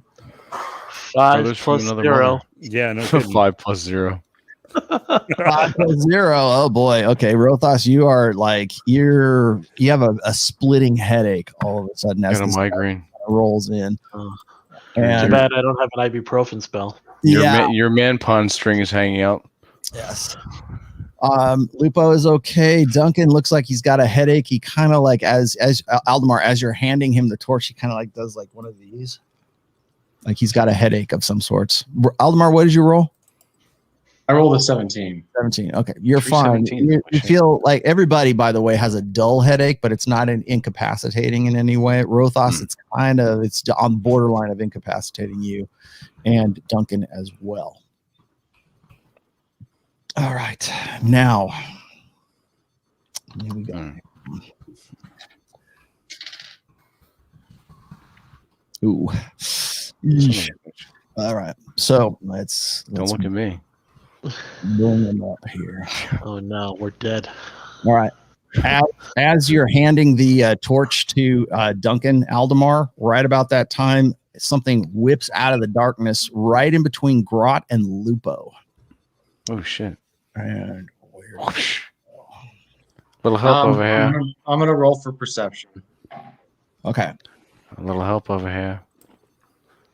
Roll a 6. Okay. It comes up too quickly on you as you're concentrating on giving this torch to Duncan without burning him at that point. So at this stage, Grot, something comes between you and Lupo and it whips up out of the darkness. And again, it looks like a very large, almost like 10 or 12 foot long or 12 foot wide cloak of some sorts. Punch it in the balls. Yeah. And Okay, in should the I- center of the cloak, you see what look like two glowing eyes. You You motherfucker. can also make out a mouth with some teeth in it What? as it All kind right. of Ram it. All right, so I have my sword in my hand. Can I do any way I can attack this? Like, because it's so close to me, and I'm like ready to fight. I'm like, that's what I do for a living. Yeah. So it's Grot has been chomping at the bit to kill something for a while now. Can I just like thrust? I'm gonna thrust at it. it comes What up the? Oh, is that out it of right the there? darkness right It's like an here. eyeball. Let's put it right about there. I'll show it to you later here in just a second. So, okay. So it whips up between you and Lupo like shrieks like a schoolgirl. Okay. I told The you thing to is- stop that. It's right there. So this thing lunges at the both of you. Mhm. And let's see. I Okay. have a 40 AC. Two claws hit you, Grot. So this Shoot. thing with the thing Ah. and grabs you like this and starts to envelop you. So it comes up and around you. So the mouth comes straight at you. Son of a bitch. So you've taken two hits from the claws. So let me give you those. 1 and 3 is 4. So you took 4 points from both of the claws. All right, down to And now the 34. thing has wrapped and enveloped itself around you, and all you see is these eyes kind of looking at you. And Lupo kind of shrieks, and you guys can see this thing in the light, and it looks like almost like a manta ray of some sorts. Oh shit! And it whips up around you. Man Ray. It wraps itself around you. Now it's going to give you a bite. Oh, it's gonna Steve Irwin you. Yes. Something. Okay. Yeah. So it wraps itself around you. You guys see this? You see Grot just get like, enveloped by this thing, and it looks like it's like chomping on him as it envelops around him. And so Grot, you took 4 points from the claws, and you take another 7 points from the bite. Oh shit! So it's wrapped around you. Is Now, it saying anything? No, but as it wraps itself around Grot, the moaning stops. Oh. So there's the low moaning goes away as it envelops Grot right now. So he's like completely wrapped around by this thing that looks like a big giant cloak. Shit. Now, Aldemar, give me your perception check now. Can we see it on the other side of the room? No, you can't see what's going on. I rolled a 5. Okay. Your weak ass perception check is enough to see that there's a giant mace tail that is wrapped around the ass end of this thing, and it whips and it strikes out at you. All right. Basically smashes into you. 18. So and then you are, oh boy, this is going to be a lot of fun. So the tail smashes into you for 6 points of damage. It's a mace-like tail. There's like spikes on the ends of on the end of the tail, and I'll actually give you the visual of it right now, so you guys can see what's going on. This is what it looks like right here, and it is. Oh, cool! It is fucking big. Yeah, it is. Kill it with fire. Mr. C, there he is. Damn it! So it whips Mr. up and around. Yeah, Whips up and around, whips up and around Grot, and it's enveloped Grot. And then Aldemar, you take 6 points from the tail smash that you happen to be close enough to whack. Lupo shrieks. You can Gray, you hear Lupo from across the room, and because the moaning drops and your headache goes away at the moment that it stops. So you guys, the wave of nausea and everything kind of stops as Grot is enveloped by this thing. And Aldemar, you get smashed in the chest here. Aldemar, roll me a dexterity check. 18. 18. Okay, you barely keep on your feet when the tail slaps into you. So Grot is enveloped. Lupo is looking at this thing like shrieking out. Duncan has got the torch in his hand and looking at what's going on, and his eyes are like wide open right now. So it's got Grot. You can hear Grot going. And the darkness in between us is such that we can't see the area of illumination on the other side of it. No, you from where you're at right now, you can barely make it out because it drops a little bit. Obviously this thing is manipulating the darkness here. Can I make out something is on Grot? You can barely see you can see shadows of something that's going on across the room from you. Remember, this is so you're looking at, let me see, this is about Grot is about 40 feet away from you, maybe 45 feet away from you in this room. And even if there were no magical shadows or whatever being manipulated here, you still would have trouble making out what's going on across the way there from where you're at. Gotcha. But I can tell something is there. You can see there's some kind of commotion going on across on the opposite side of the room. All right, so Grot is incapacitated. Aldemar, you got smashed. And Blodgett, you see something going on across the room. Rothus, you do too. Gray, you do too. Gray, you definitely hear Lupo from across the room now, because again, the moaning dies down now that this thing has grabbed Grot. Okay. I look at Gray and say, I think there's only one of them in here. If it's gotten quiet when it attacked, we need to go help our friends. Okay, so that's what you're saying to Gray? Yes. All right. Can I see it from where I'm at? You can see just shadows or something is going on. You can see some commotion going on across here. Remember, this is 45, 50 feet away from where you're at. Shit. So it's going to take us a little bit to run over there. Does Blodgett, are you moving that way? Because I want to, but obviously I can't jump down the stairs. If I was a little bit further back, I could, because it's about a 5-foot drop, less than that. From where you're at, it's about 15 feet drop. Yeah, I'm at 15 feet where I'm at now, so I need to be further back to cut across. Parkour. So I'm starting to move back toward there, and if I have to, I'll go across that first step. Okay. Or the second, whichever one I can do safely. When I see Blodgett start moving, I just I intuit what he's thinking based on the girlish scream from across the room, and so I start making my way that way. And I'm also preparing or getting ready to cast a guiding bolt as soon as I see whatever it is that caused the screaming. Okay.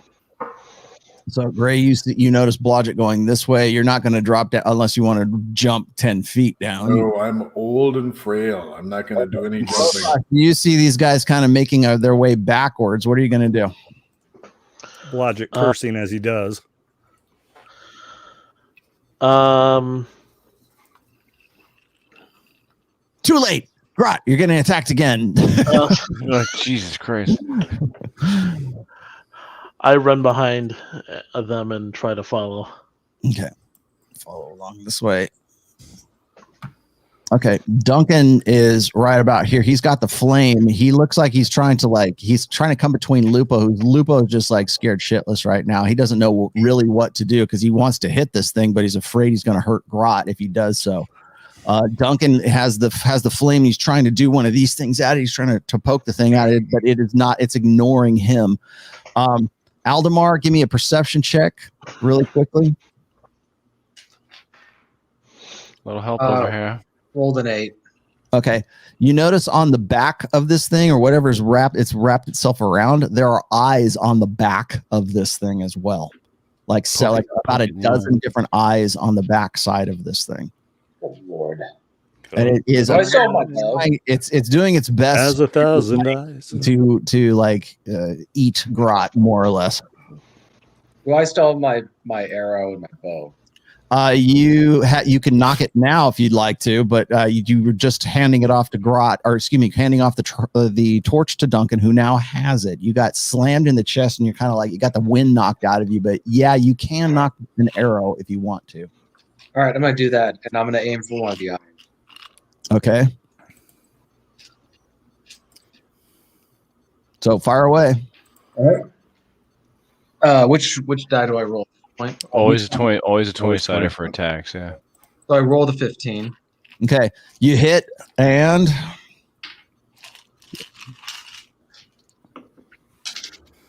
all right, you do 1 point of damage to the thing that's around Grot, and you do 1 point of damage to Grot as well. So, son of a bitch. So Grot, it's an arrow. you- How do I hit 2 people at once? because it's wrapped around him.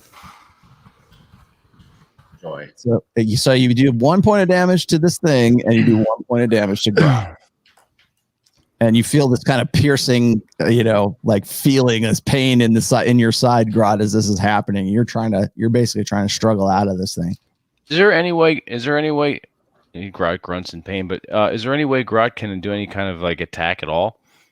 Not where you're at right now, although you are not petrified, which is a good thing. All right. You can do a strength check if you want to try to like sort of like wriggle your way out of this. If you want to do like strength versus strength on this thing, but again, I think we need to do that because I got for a strength check. I've got a +7.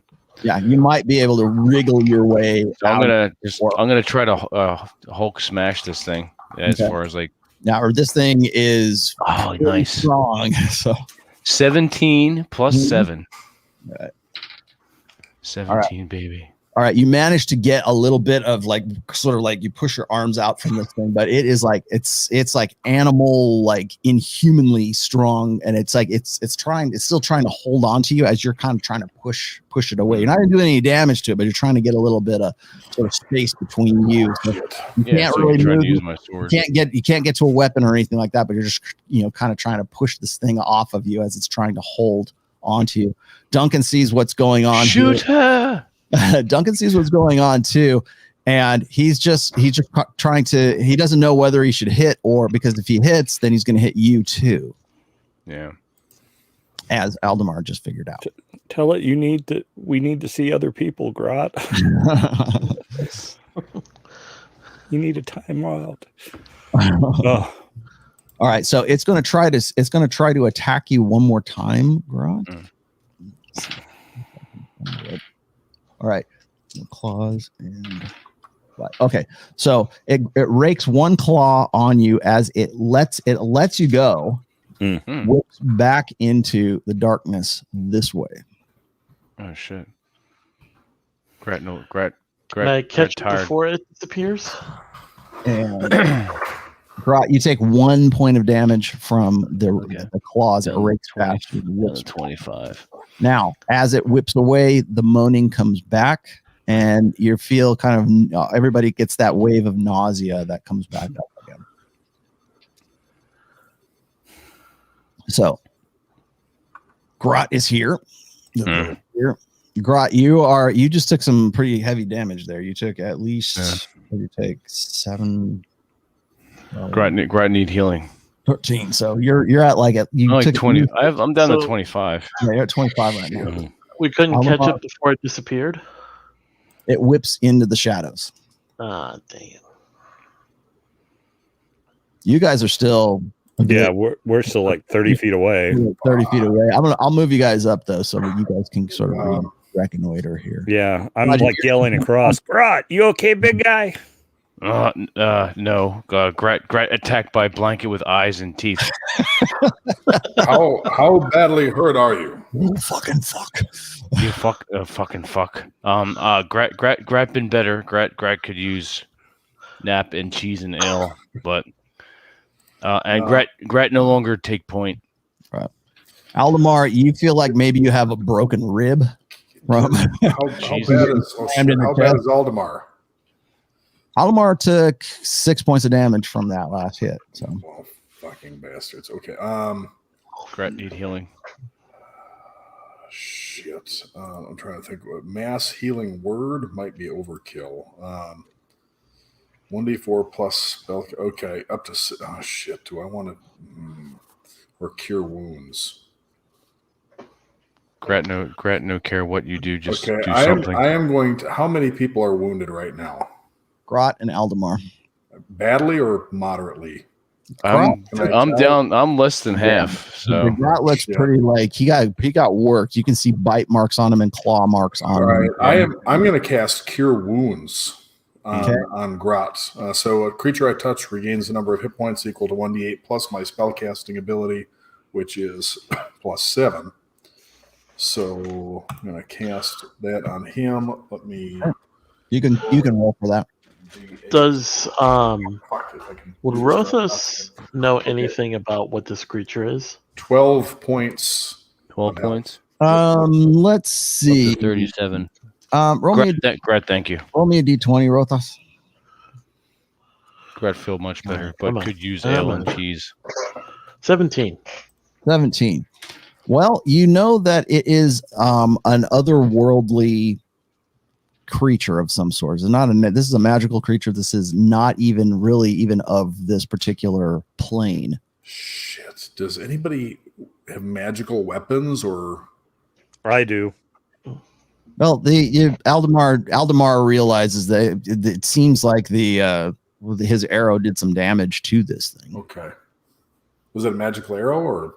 No, he's all out of magical arrows. Shit. Let's see here.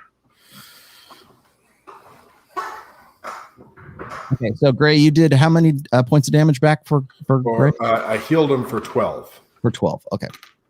So he's looks like he's getting better. Lupo is scared shitless. Duncan is kind of confused. All of you have kind of a dull headache that is sort of back now. Mm-hmm. And again, that low moaning, like the original moaning that you heard before, is back now. God damn it. Let's see.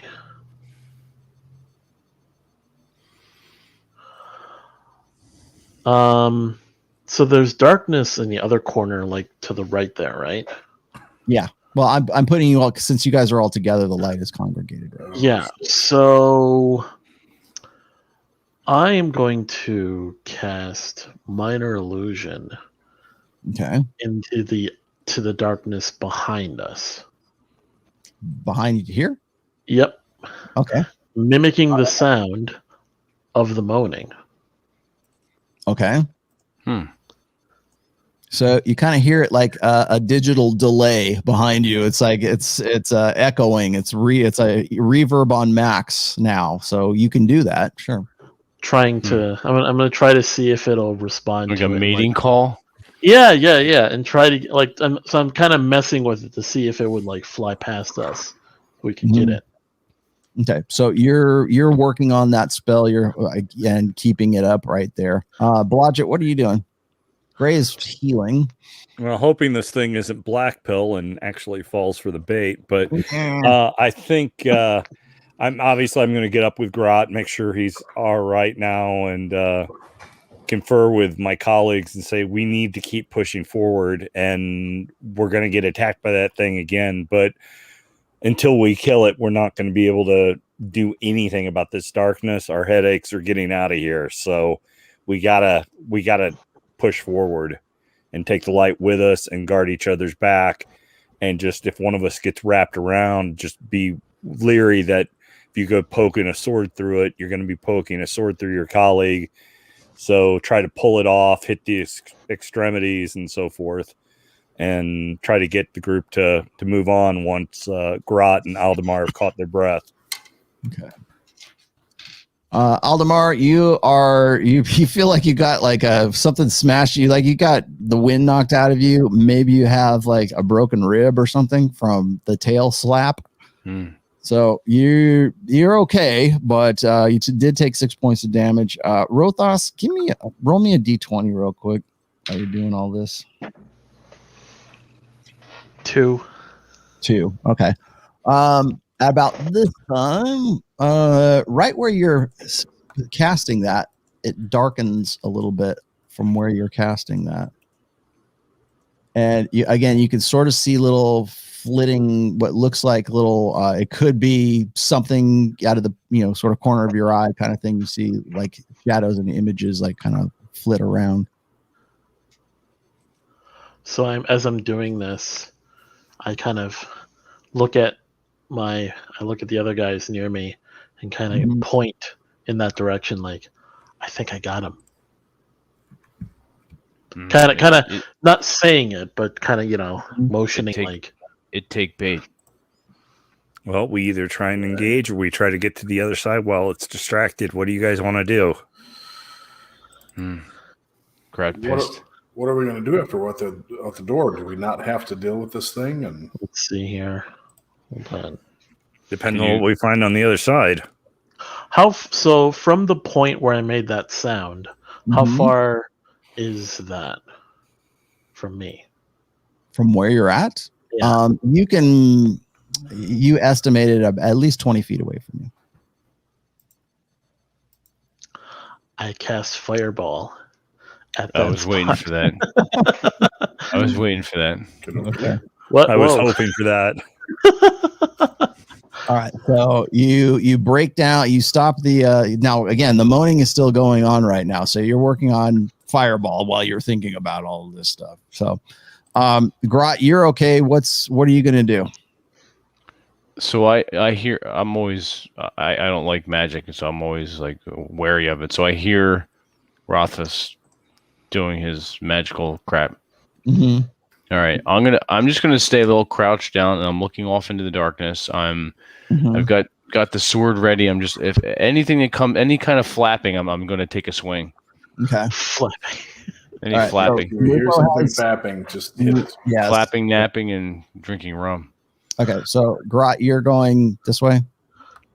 I'm actually not stepping anywhere yet. Okay. Yeah. Lupo's right here. You're right there. Let's put Blodgett in between everybody right staying there. Staying in the light and waiting for this magical thing to go off. Okay, so Rothos, you have you've got the fireball working up into your hands right there. Okay. So which way do you want to throw it? Christ. The direction that I cast the minor illusion. So back towards you. No. Where I was creating the mimicking of which that was stuff. behind you, right? Yep, right there. Yep. Okay. So you're gonna throw it directly behind you. Yep. Okay. Blow out that door. Roll me a d20. All right.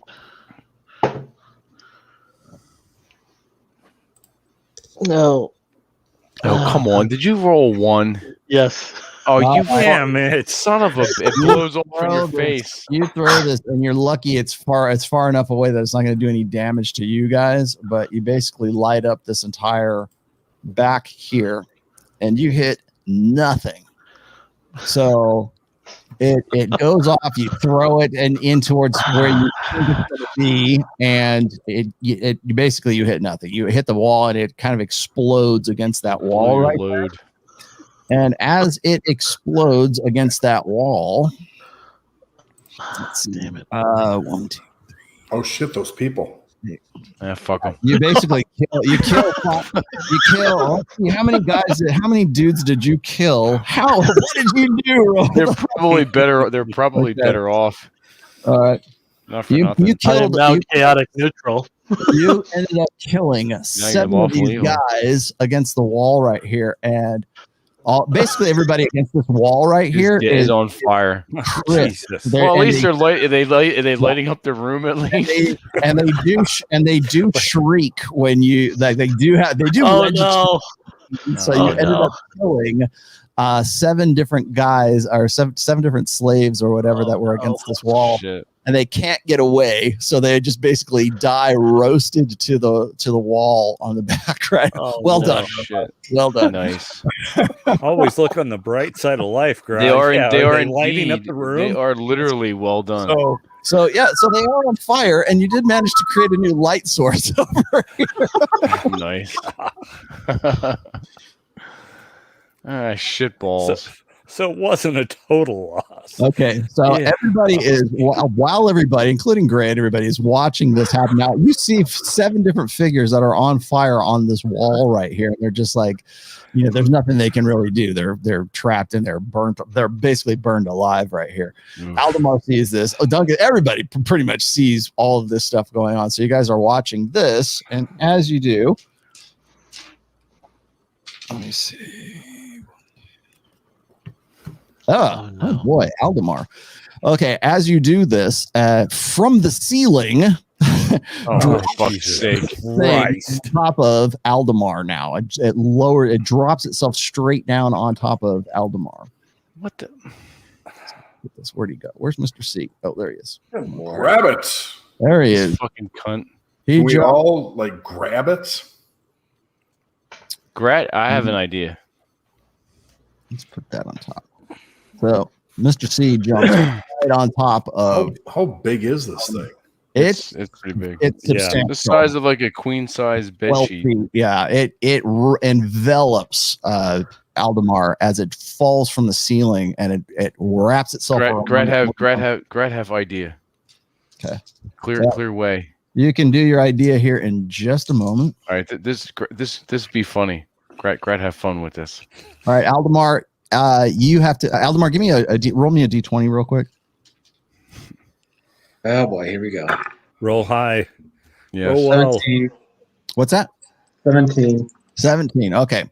So you are not petrified, but the thing does wrap and envelops you. And both the claws missed, but the mouth is going to attack and hit you. Fucking bite. It's fucking snapping blanket. The mouth is bad, and the tail is worse. So the mouth.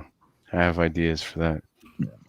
Mouth is bad and the tail is worse. Sounds like an ex-wife of mine. Yes. Aldemar, you take 9 points of damage from the bite. Oh shit. And let's see. 1, 2, 3, 4. And 2, 3. Gray, the tail slaps out at you. Oof. And barely misses you. It slaps you. Whips by your head, and you manage to kind of like pull yourself back as it envelops Aldemar right now. So it's wrapped itself around Aldemar. Would I be able to grab TJ, you just took 9 points of damage, so pull that. Hang on, Gray. You're not. Lord. You're going to. You're. Hang on. I have plans for this thing. Okay. Sorry. I gotta take notes. Okay, here we go. All right. So let's put Mr. Where'd he go? Mr. Cloaker. Yeah, Cloaker. Let's flip you real quick so we can see what you look like there. Okay, good enough. All right. All right, so the cloaker is on top of it's enveloped Aldemar right now. So Right. Aldemar, it's wrapped around you. The claws did not catch you, did not rake you as it did this, but the bite was enough to do some substantial damage. And Blodgett, Duncan, Rothos, Gray, you are all well within range of this tail, so you're gonna have to be very careful. Again, Blodgett, Duncan, Rothos, all of you can see this. The back of this thing has eyes on the back of it. Rothos, it is giving you this really weird vibe, like this is an The Balefly. it's a otherworldly creature. This is definitely not this dimension, like this plane of existence. All right. What the fuck? I am going to cast Magic Missile. Oh God. There's someone in there. Magic missile. But Magic Missile is targeted, so it doesn't hit. That's true. Yeah, it's not going to go through and Yeah, Aldemar. It's force Well, damage. Well, let's see. Oh Consult, God. let's consult the book Yeah. here. Remember, we've got the rational DM here. Yes. I'll let you. The irrational DM. I'll allow it. Famous last words. Yes. All right, cast that because then I have an idea. Okay. So go ahead and cast. You're up. So I cast it. Do you want me to go with the 5th edition? Or is there a way? Nah, I'll do it. I'll take care of it. So, so you, how many shots was it? It's altogether? 3. 3 shots. Okay. That's cool. It's like 3d12. No, it's Okay. D4. I'm all for doing 3 D4. shots. It's D4. So D4 plus 1. okay. So it slams into it. It definitely takes some damage from this. You hear Aldemar kind of like shriek, but Aldemar, you don't take any damage from the magic missile. The Aldemar disappears. Aldemar's still enveloped by this thing, but he's struggling to get out, and this thing is like it's like I said, it's like a giant flying, levitating manta ray that has pretty much enveloped Aldemar. What was that movie? Wasn't there one like in Beastmaster where those things came around and like That was Crawl. bones Yeah. fell out? Yeah, that was Was that where they Crawl. got the idea for this critter? I don't know. Crawl. Yeah. Yeah, that was it. Crawl. That was the one. Why did I think Beastmaster? But yeah, those ones. So that's essentially what it's doing to Aldemar right now. It's trying to put him into a bag of bones. Nice. So Rothos, you did do some damage to it. Now I need Rothos. You got in. I gave that to you because it was a spell. So I need you guys to all roll for initiative at this point. All right. Ooh, 14. TJ's internet is down. He's going to try to come back on. Okay. It doesn't matter. He's still wrapped up. He can't do shit anyways. That's true. Well, He's like 0 in this line. So All right. Gratz got 14. okay. 14 also. Okay. Blodgett has 16. Okay. Rothus is 12. Okay. And let's see, Duncan. Ooh, Duncan can do something. And okay. So Lupo is at the very tail end of all of this, except for Aldemar. So first things first, Blodgett, you'd be up on Duncan, so you can do something first. All right. I had my sword ready, and I had fished out a little flask of oil when I was talking about burning that center railing. I hadn't set it up as a Molotov cocktail or done anything. I just retrieved a flask of oil while we were over on the other side. Mm-hmm. So this thing's got him wrapped up. I look over at Duncan and yell, "Flame on." I uncap the flask of oil and throw the oil onto the thing, or attempt to, in the hopes that Duncan understands what I'm telling him to set the bloody thing on fire. So would Duncan, you like me to roll a 2-hit? Duncan, the only reason I gave you initiative like priority is because you have dexterity on him. You basically rolled the same thing for initiative. So he's looking at you, and yes, he most definitely understands what you're doing. Okay. And I roll a 16. Okay. So you definitely hit it. Adjustment. It's not hard to hit it because it's got Aldemar pinned right now. It's trying to basically like eat him or do something to him. You're not really sure what. Right. So you end up smashing it smashes onto the back of this thing. Eyes kind of blink and turn around and look at you. So you're going to definitely be the target of the tail attack here on the next one. So you be prepared for that. All right. So Duncan then has the torch. He can either set fire to it or he can throw it at it. So I hope he would just set it. Yeah, but I don't know what Duncan. I'm not playing Duncan, so it's on you, man. Let's see. I have a. Let's just see. Okay, he's smart enough. Okay, so he'll try to reach out and touch me. All right, easy enough. So pushes the thing out and sets the back of his fire with the oil. So now you have a flaming cloaker that is on top of Aldemar. Flaming cloaker.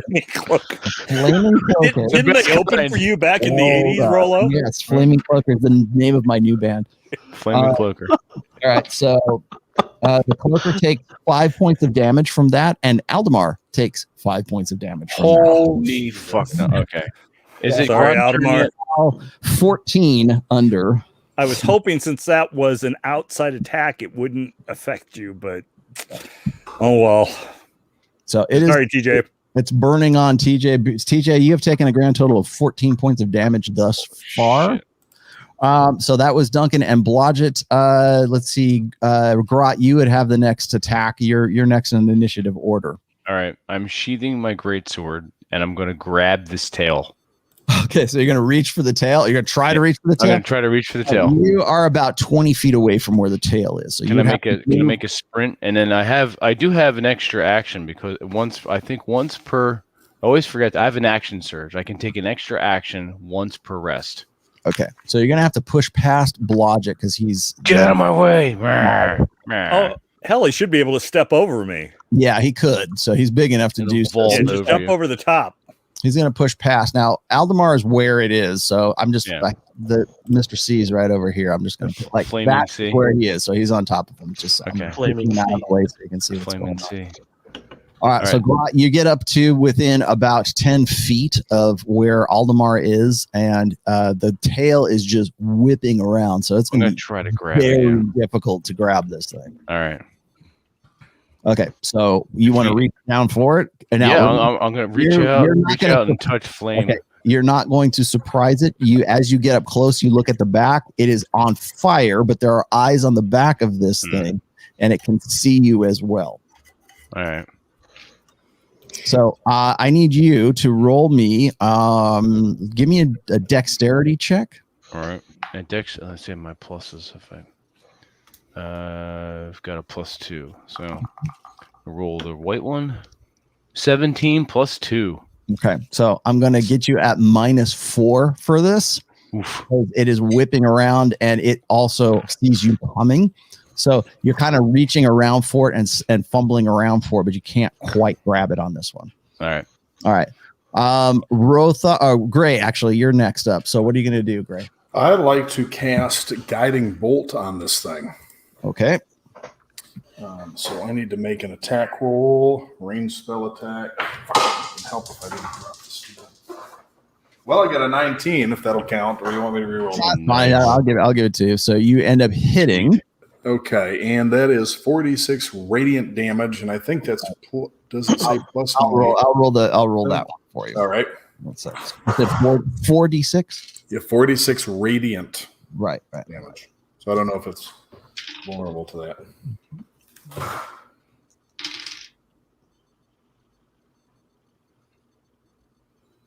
Okay, so you do a substantial amount of damage to it. It smashes into the back of it. It's easy to see now because it's on fire with Aldemar there. So also, there is now a mystical dim light glittering on the target. Okay. So the next attack roll made against it before the end of my next turn has advantage. Right. Awesome. If you want to do that. Right. Nice. Oh, Absolutely. all right. Next. Lupo's not doing anything. Duncanar's already done his. Rothos has shot his load. Aldemar, you're inside this thing. You've taken a lot of damage right now. You're at minus 14 on your what is your total for hit points? 39. Okay, so minus 14. So you're getting substantially worked on by this thing. So what do you want to do? It's got you wrapped up, and there's not a lot you can do at this point because it's pretty much grabbed you, and it is. Can I reach for my dagger? You can try if you want to. Give me let's see. Roll me a d20. Ale.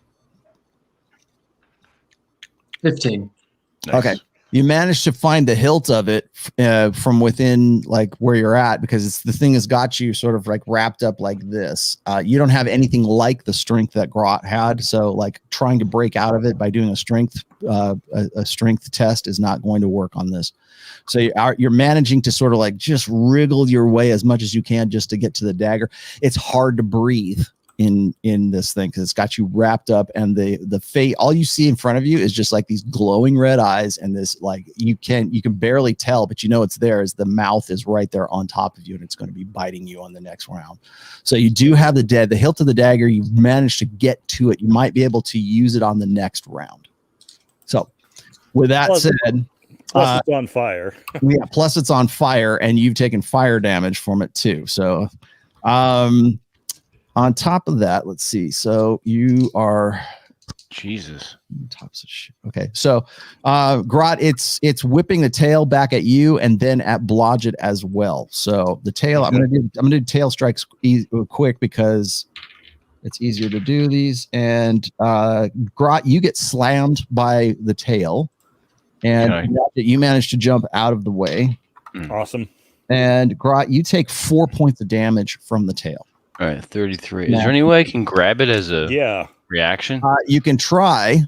Give me another dexterity check, but roll really high. Remember, I'm using. Do I get that advantage from Drew? Yeah. Well, you should.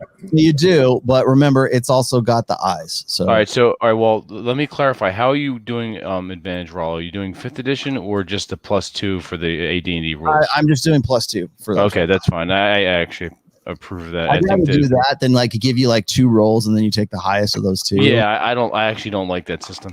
Yeah. All right, so here we go. Son of a bitch! 1.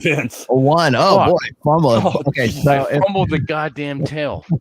All right, so because you fumbled the tail, I'm going to give it an attack of opportunity right there. You didn't actually use a weapon, so you're trying to reach for it, and it misses. I was counting on you.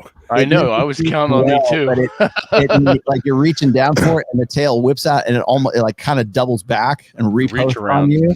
But it like the spikes just hit onto the ground, onto the flagstones beneath you. So it doesn't do any damage. Well, I still get my next attack, so that's good. Oh yeah, you still will.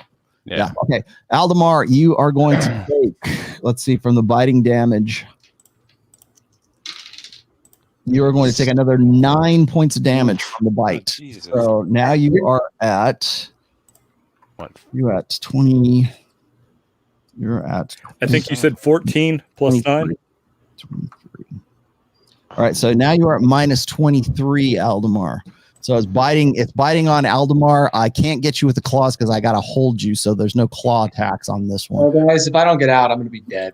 Turn. We're working on it. Yeah, it's enveloped him. You're going to take flame damage on the next turn too. I was really hoping that the flame would not affect you, but it'll burn out in the next turn. But yeah, I have Revivify, so as long as I can get to you within a minute of dying, that should be good. Yeah. Yeah. Well, Jesus, let's just shish kebab the thing and then bring him back to life. I've got a plan. If I can get the tail, like grabbing that tail. Get the tail. That's right.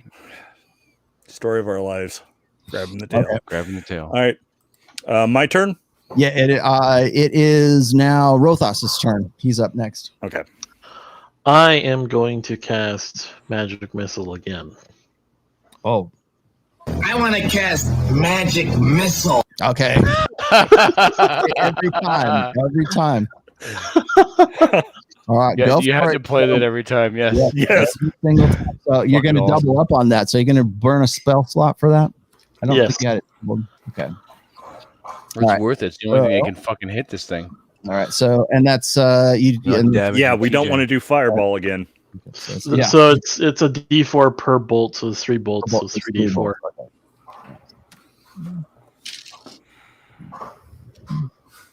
And you do much better with this one. Yeah, Okay. less collateral damage. So you do some substantial damage to it with that. No, you're doing magical hits on it, so I'll allow it. So so you did. It is definitely it kind of, Aldemar, you kind of feel the grasp of this thing weaken a little bit as like you feel some impacts from outside this thing. And again, it's starting to suffocate. You've only been in it for 2 melee rounds, but you're starting to struggle for air now. So you did a significant amount. I'll just say from what you did, you did a significant amount of damage to it. It looks like it's slackening a little bit on Aldemar as well. Blodgett, you're up next. All right. I am going to try and strike at the tail or the area between the tail and the main body where it has Aldemar. Okay. So you're going to attack at the tail. Yeah. Okay, Yeah. good. Go for it. With what are you using? My dancing sword, but Okay. I'm not going to let go of it if I get lucky enough to get a hit. Okay, go for it. So, and I got a 20. Okay, good Nice. enough. Okay, So, roll me. Okay, so here's how I'm gonna do. I'm gonna do damage for this. I want you to roll because it's 1d6 plus what is it, plus 2 for the, what did I say, well, it's a rape. What is it? Is it a rapier? no, it's a short sword. It's a short sword. Okay, so it's Yeah, a dancing plus short the- sword. So Mhm. yeah, 1d6 plus I guess Plus your 4. strength. plus 2. Oh no, Well, no, for me fine. it's dex. So Yeah. Yeah. plus 4. Okay, so All right, roll me 2d6 and then add that bonus. But only add it to one of the die, right? Actually, you know what? I'll roll that. So you said it's It'll be 2d6 plus 4. 2d6 plus 4. Yeah, and I'll let you do it. All right. So okay, you substantially hit the tail, and it looks like you weakened the tail well Okay. enough. It looks like it's almost cut it off. You All right. put a really solid hit into it. So you look like it almost cut it from the body. All right. actually. Well, normally I would let go of the sword so it would continue to engage, but since I'm worried about it stabbing at the main body of the thing without me guiding it, Yeah. I don't want Aldemar to get turned into a shish kebab. Mhm. So I'm going to maintain my hold on the sword and not let it go this round. Okay. Duncan still doesn't really know what to do because he could hit it with a hammer, but he's afraid he's going to hurt Aldemar. So he's just kind of getting ready to defend if the thing hits Adam. Lupo's in the back. They're just watching this all go on. And Grot, you're next up. Okay, so I see this tail being damaged. I'm going to try to grab the tail where it's not damaged, like further up on the body a little bit. Okay. And do I need to make a roll? Yeah, you do. All right. D20. All right, D20. Is it strength or dex? It will be dexterity to grab. So All right. What's my plus again? It's plus 2. 15 plus 2. okay, because Blodgett weakened it, you do grab a hold of it now. So you managed to grab the whip-like tail. Okay. And go ahead. I am going to pick it up Mm-hmm. and whip it around until it lets Aldemar go. So you're gonna try to like It's whip along the thing. Yeah, like just like like you're doing like some kind of like Like Conan the Barbarian, where he's whipping that oil around that lantern around his head at the end of the yeah. movie. Right. Yeah. Okay. So you begin to do that. You start whipping at the tail, or trying to whip it off of him. Mm. You do like a very minimal amount of damage to the critter itself, but the tail comes loose in your hand. Son of a bitch. Because Blodgett had already started the cut, and there's only 16 points of damage for the tail itself. Blodgett ended up doing 14. You've just done another 2, and you rip the tail off of it. So it now rips the tail off of it. TJ goes flying. You hear it shriek, and it kind of, no, remember, it's still on fire. Actually, I need to roll the fire damage too. Hang on. Fuck this thing. Oh God. Okay. It takes another 5 points of damage, and Aldemar takes another 5 points of damage. So sorry, TJ. So TJ is now at 28 points of damage. Damn. All right. We'll get you out. Can we get a funnel and give him like a healing potion down the top? Right. A lot of them. Okay. Let's see. That was all of you guys. Aldemar, you're in there. I'll give you one like pokey poke shot with the dagger. Gray hasn't had attack yet. Oh, great. I'm sorry. Go ahead. So with this thing being whipped around like this, I'm wondering if I'm going to be able to even hit it. But I'm also concerned about Aldemar being in there, and so I'm not going to hit it with a mace. Is there going to be a penalty to me trying to cast a spell on this thing since Grat's whipping it around? Depends on the spell. Shit. Well, Sacred Flame automatically descends on a creature. Yeah, that might not be a good idea. But that's the only one that I'm going to give you. You get one free DM advice per game. Sacred Flame is. How about no? Okay. I am going to just step back, and I'm going to wait to either cast Cure Wounds or Revivify, depending on whether he is entirely or mostly dead at the end of this. Okay. Now, Aldemar, you can pokey poke if you want. Poke it. Here, I'll Poke it hard. I'll stab it. Okay. Stab that bitch. Poke it hard. That's right. And Poke you're it like you mean it. barely able to grab your dagger. So roll me a d20 there, TJ.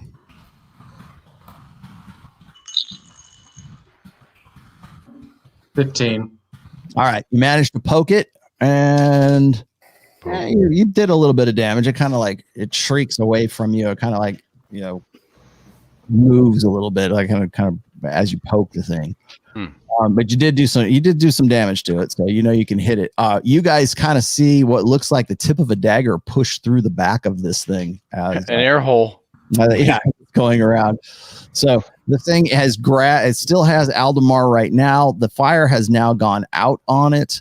And it is right now, you can see, Rothos, you can see the shadows around you are kind of abating, but you can sort of see what looks like there might be another one or two of these things in the shadows, that there might be more of these things. So Rothos, you see that in gray. From behind you, you see what look like there could be like the shadows of another cloaker or two cloakers in the shadows right behind you.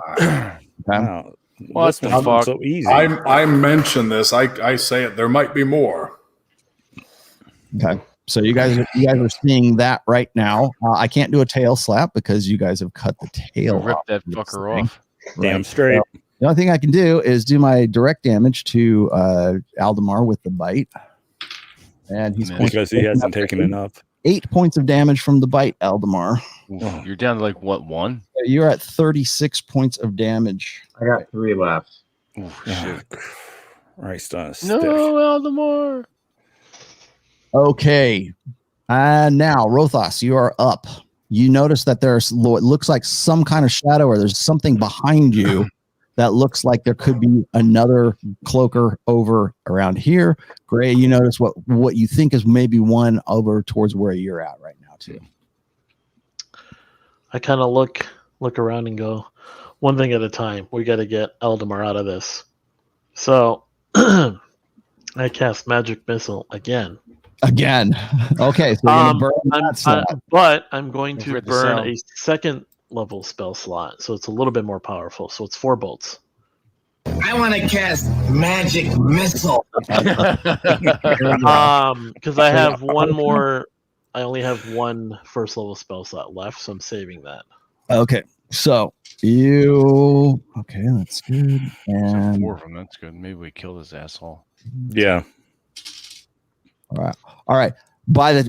So the 3 of the shots go into it. At that point, you notice the thing is sort of fading from your sight right now, and Aldemar seems to be able to move a little bit more freely. And what is happening? Rothos, you're the only one that understands this. Actually, Rothos, give me an intelligence check, an Arcana intelligence check. Arcana check. Oh, I'm Finally. that. Right. Get to use your magic. So that will be 17. Okay, so as you're firing the last magic missile, the thing goes ethereal, and the magic missile passes through it, but Aldemar is free from it, and he just basically collapses onto the flagstone. And Mr. C, where's Mr. C? Look, he's going to fade into opacity. Nice. Yes. 10%. Until he disappears. So, and at that time, when he disappears, the darkness abates, and you have a lot more. Well, the slaves you've crisped are now like black and charred, like nice barbecue at its finest on that side. So you can D&D barbecue. So now you check out that smoke ring. The magical darkness is replaced by regular darkness. Yeah, good thing I'm not a halfling from Dark Sun. I'd be all about that brisket. Yeah. Okay. Gray, you notice there's a chain of some sorts that's down in the bottom of this thing right here. In this, what looks like a dry. It's not really a pit, but it's a lowered. Does it appear to be attached to anything? You can't tell from where you're at. I point it out and I say, "There's a chain down there. Perhaps it's attached to a trap door or something. Maybe it's used to restrain sacrificial victims." Grot, mind checking that out? What are we doing about Aldemar? Yeah, I rushed to Aldemar and like, are you still with us? Yeah, he has 3 hit points left. He's alive, but he's really fucked. All right. Definitely bleeding. I rush over to what is my most powerful healing? Let's see, prayer of healing. How about healing of healing? Geez. How many people are badly damaged right now? I should be okay. I mean, I've got Grot got smashed a little bit, and actually, he's the only one that's taken any significant damage, other than Aldemar. Help Aldemar. I have 33. Oh fuck! How much? Oh, he took a lot of damage. Oh shit! Do any of us have healing potions? I'm trying to think about which is the best one. Yeah, I don't think I was given any. Prayer of healing. Oh, it takes 10 minutes to cast. Fuck. Well, do we have time to rest? Because I'll just cast this. That's up to 6. The moaning is gone. There's no moaning in here anymore. So I tell everybody this is going to take me a few minutes, but let's set watch and rest. Everyone. So up to 6 creatures. So the whole party that I can see regain hit points equal to 2d8 plus my spellcasting ability modifier. So that's 2d8 plus 7. Do you want me to roll, or do you want to roll? Gray, that's gonna take 10 minutes for you to do that. I'm gonna let you do that. In the meantime, Grot is gonna go down here because he's gonna look at 20, 13 plus 7. I'll move to Gray's back. 20 points. Yep, I'm up to 53. All right, so it looks like these chains down here look like there's some kind of torture that was going. There's blood stains on the ground in here, and you'll notice that there are other chains laying about that look as if there's some instruments of like torture that are around here as well. I like it already. Yeah, so that's what you see there. Now, as you guys move along and sort of investigate the rest of this chamber here, Blodgett and Lupo and TJ, you gained 20 extra hit points, and yeah, you will in 10 minutes. So you're good. It's going to take you a while to do that prayer. So that's you don't need us starting Gray's back. No, but what I'm going to show you here is this: is you do see this guy. There is a hobgoblin that is. I'll just give you the whole thing here. Do that, Fuck that guy. Within 10 minutes, you'll see all of this stuff anyway. So let's push this. What the hell is he doing? How large the room is.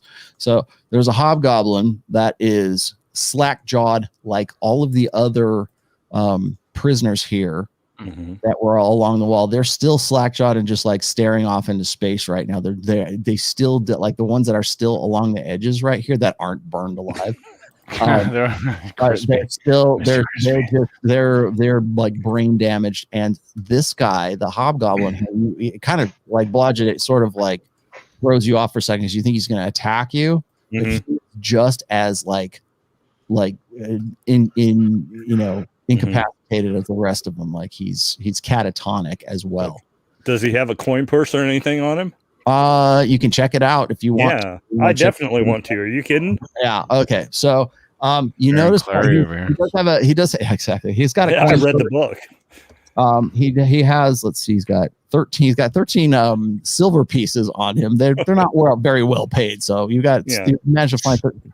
But as you're kind of like rolling this guy, you notice that he has a very nice, finely made cloak that is wrapped around him. It's like uncommonly nice. Of a cloak. Mine. Yeah. He looks to be burdened by that, so I'll relieve him of that burden. It makes no effort to resist you whatsoever. You just kind of like unwrap it off of him. He's still alive. He's still like kind of like catatonic, right? So you managed to pull that off of him. You do know for a fact that there's something. There are some magical attributes to this cloak as well. So you're not quite exactly what it is, but and again, it's not a hobbit-sized cloak, but it's something you could. I mean, for you, it's probably like a blanket. So yeah, that's okay. I'll check with Rothos later when he's not busy cooking humans. Yeah, you give it as a gift to Grot. So the hobgoblin is no. I may. Who knows? And you do find another door that's over here. So is there any magical runes or anything on it? Not on this one. Not on this side of it. Gentlemen, it is locked. The exit. It is locked from this side, though. So, okay. Yeah. So, I suggest we rest here. Yeah. So it looks like this would be. I mean, other than the freakiness of having like all these catatonic slaves that are on the wall, you can probably rest up here reasonably well. That's good. Well, definitely. And then I know Gray wants me to probably free them at some point in time, but we can do that after we rest. Question them if possible. Do any of them seem to be? You're not going to do that. They're all like brain damaged. They're all like still catatonic. So Brett say burn them too. I am going to suggest, as a kindness, that we go all around the room. And that Grot, being the strongest, I'm presuming he has the highest strength, just since they wouldn't know any better, just hits each of them break their neck or hit them. Just hitting them in the head would probably do it the fastest. Well, just to put them all out of their misery. Well, does Gray have the ability to heal them? Is it possible? Yeah, I don't know. Because I put them in one big pile. I have lesser restoration. Lesser restoration says you can touch a creature and end either one disease or condition afflicting it, and that can be blinded, deafened, paralyzed, or poisoned. I don't know are they just severely brain damaged, or is it magical? Is it physical? Can I tell what's wrong with them? Rothos, roll me a D20 real quick, Rothos. Roll well, Amos. 13. All right. You have you have the feeling that maybe if there was some way you could like cure disease on them, that might be a possibility, but you'd have to do it one at a time, and you're talking about at least 2 dozen. Don't I have that potion thing? That oil? Fuck. Do I have that I found in the bear? Yeah, you have the phylacterarity of like that, but that's protection against disease. That's not. Oh, okay, gotcha. Let's see. Oh, geez. Destroy undead, disciple of life. Crap. No, I do Kill not slaves. Or you could just leave them there. Crap. I've got a bunch of abilities here. I don't Or think we're you even could- using this. I didn't even write like a channel divinity, preserve life. I do not have a cure disease spell prepared.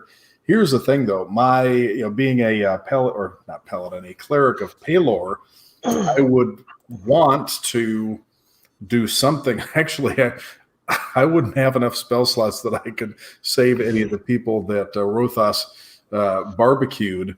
But yeah, if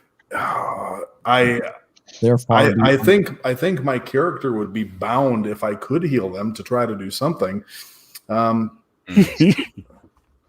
Maybe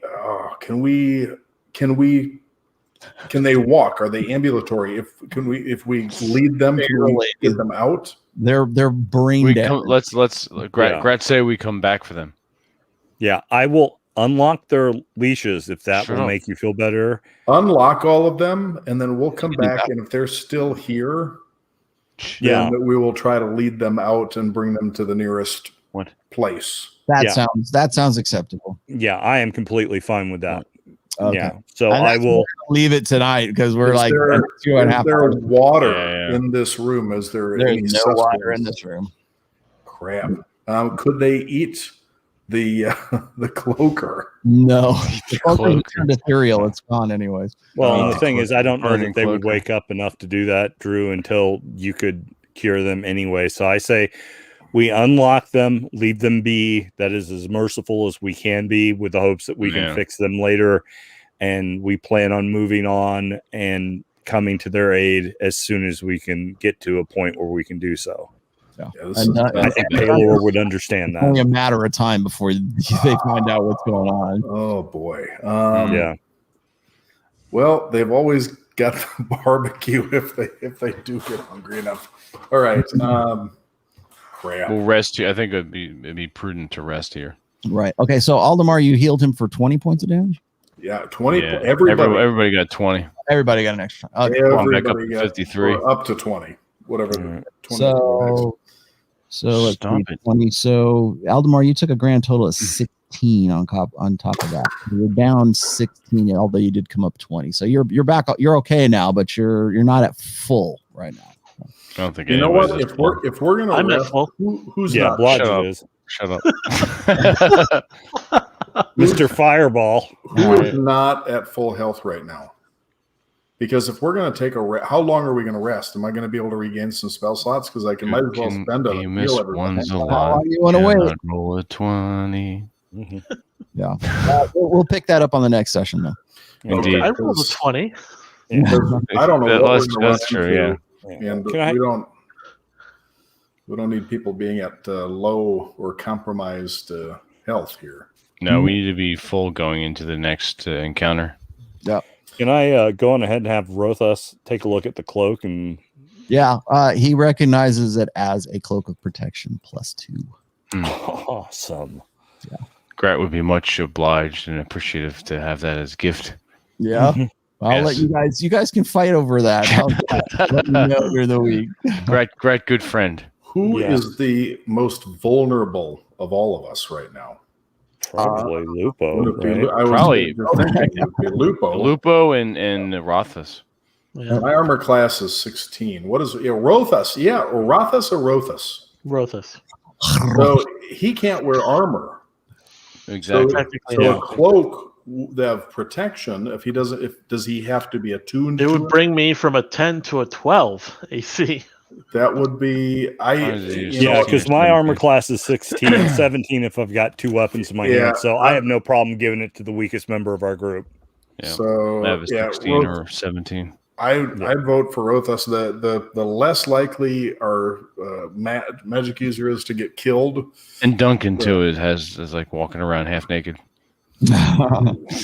Yeah, so Rothas or Duncan, whichever one. Rothas, Duncan, or Lupo, whoever needs it most. I have no problem What is Lupo's letting them have it. current AC? Because he should be able to wear some armor if we find He's wearing padded armor right now. Yeah, let's give it to Rothas.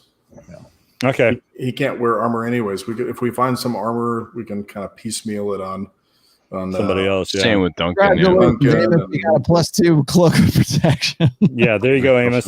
2 extra points to your AC. Remember where you got it. And we all fall for it. All right, everybody. Thank you, everyone who's watching in the chat. Thank you. Yeah, John from Yeah, Marla. John, you son of a you magnificent son of you magnificent son of a bitch. And Juliet, if you're there, she was a guest on Masculine Geek not too long ago. All right, so is there anything we need to do as housekeeping as far as like things everyone is doing? Raul, is there anything you want to pitch? You want to talk about? No, I'm good. Just you good? We'll get to. Are we still going to do Drew's? We are. That'll be the next one. When Drew's ready. And make sure you have the first edition rules because we're playing first edition D&D.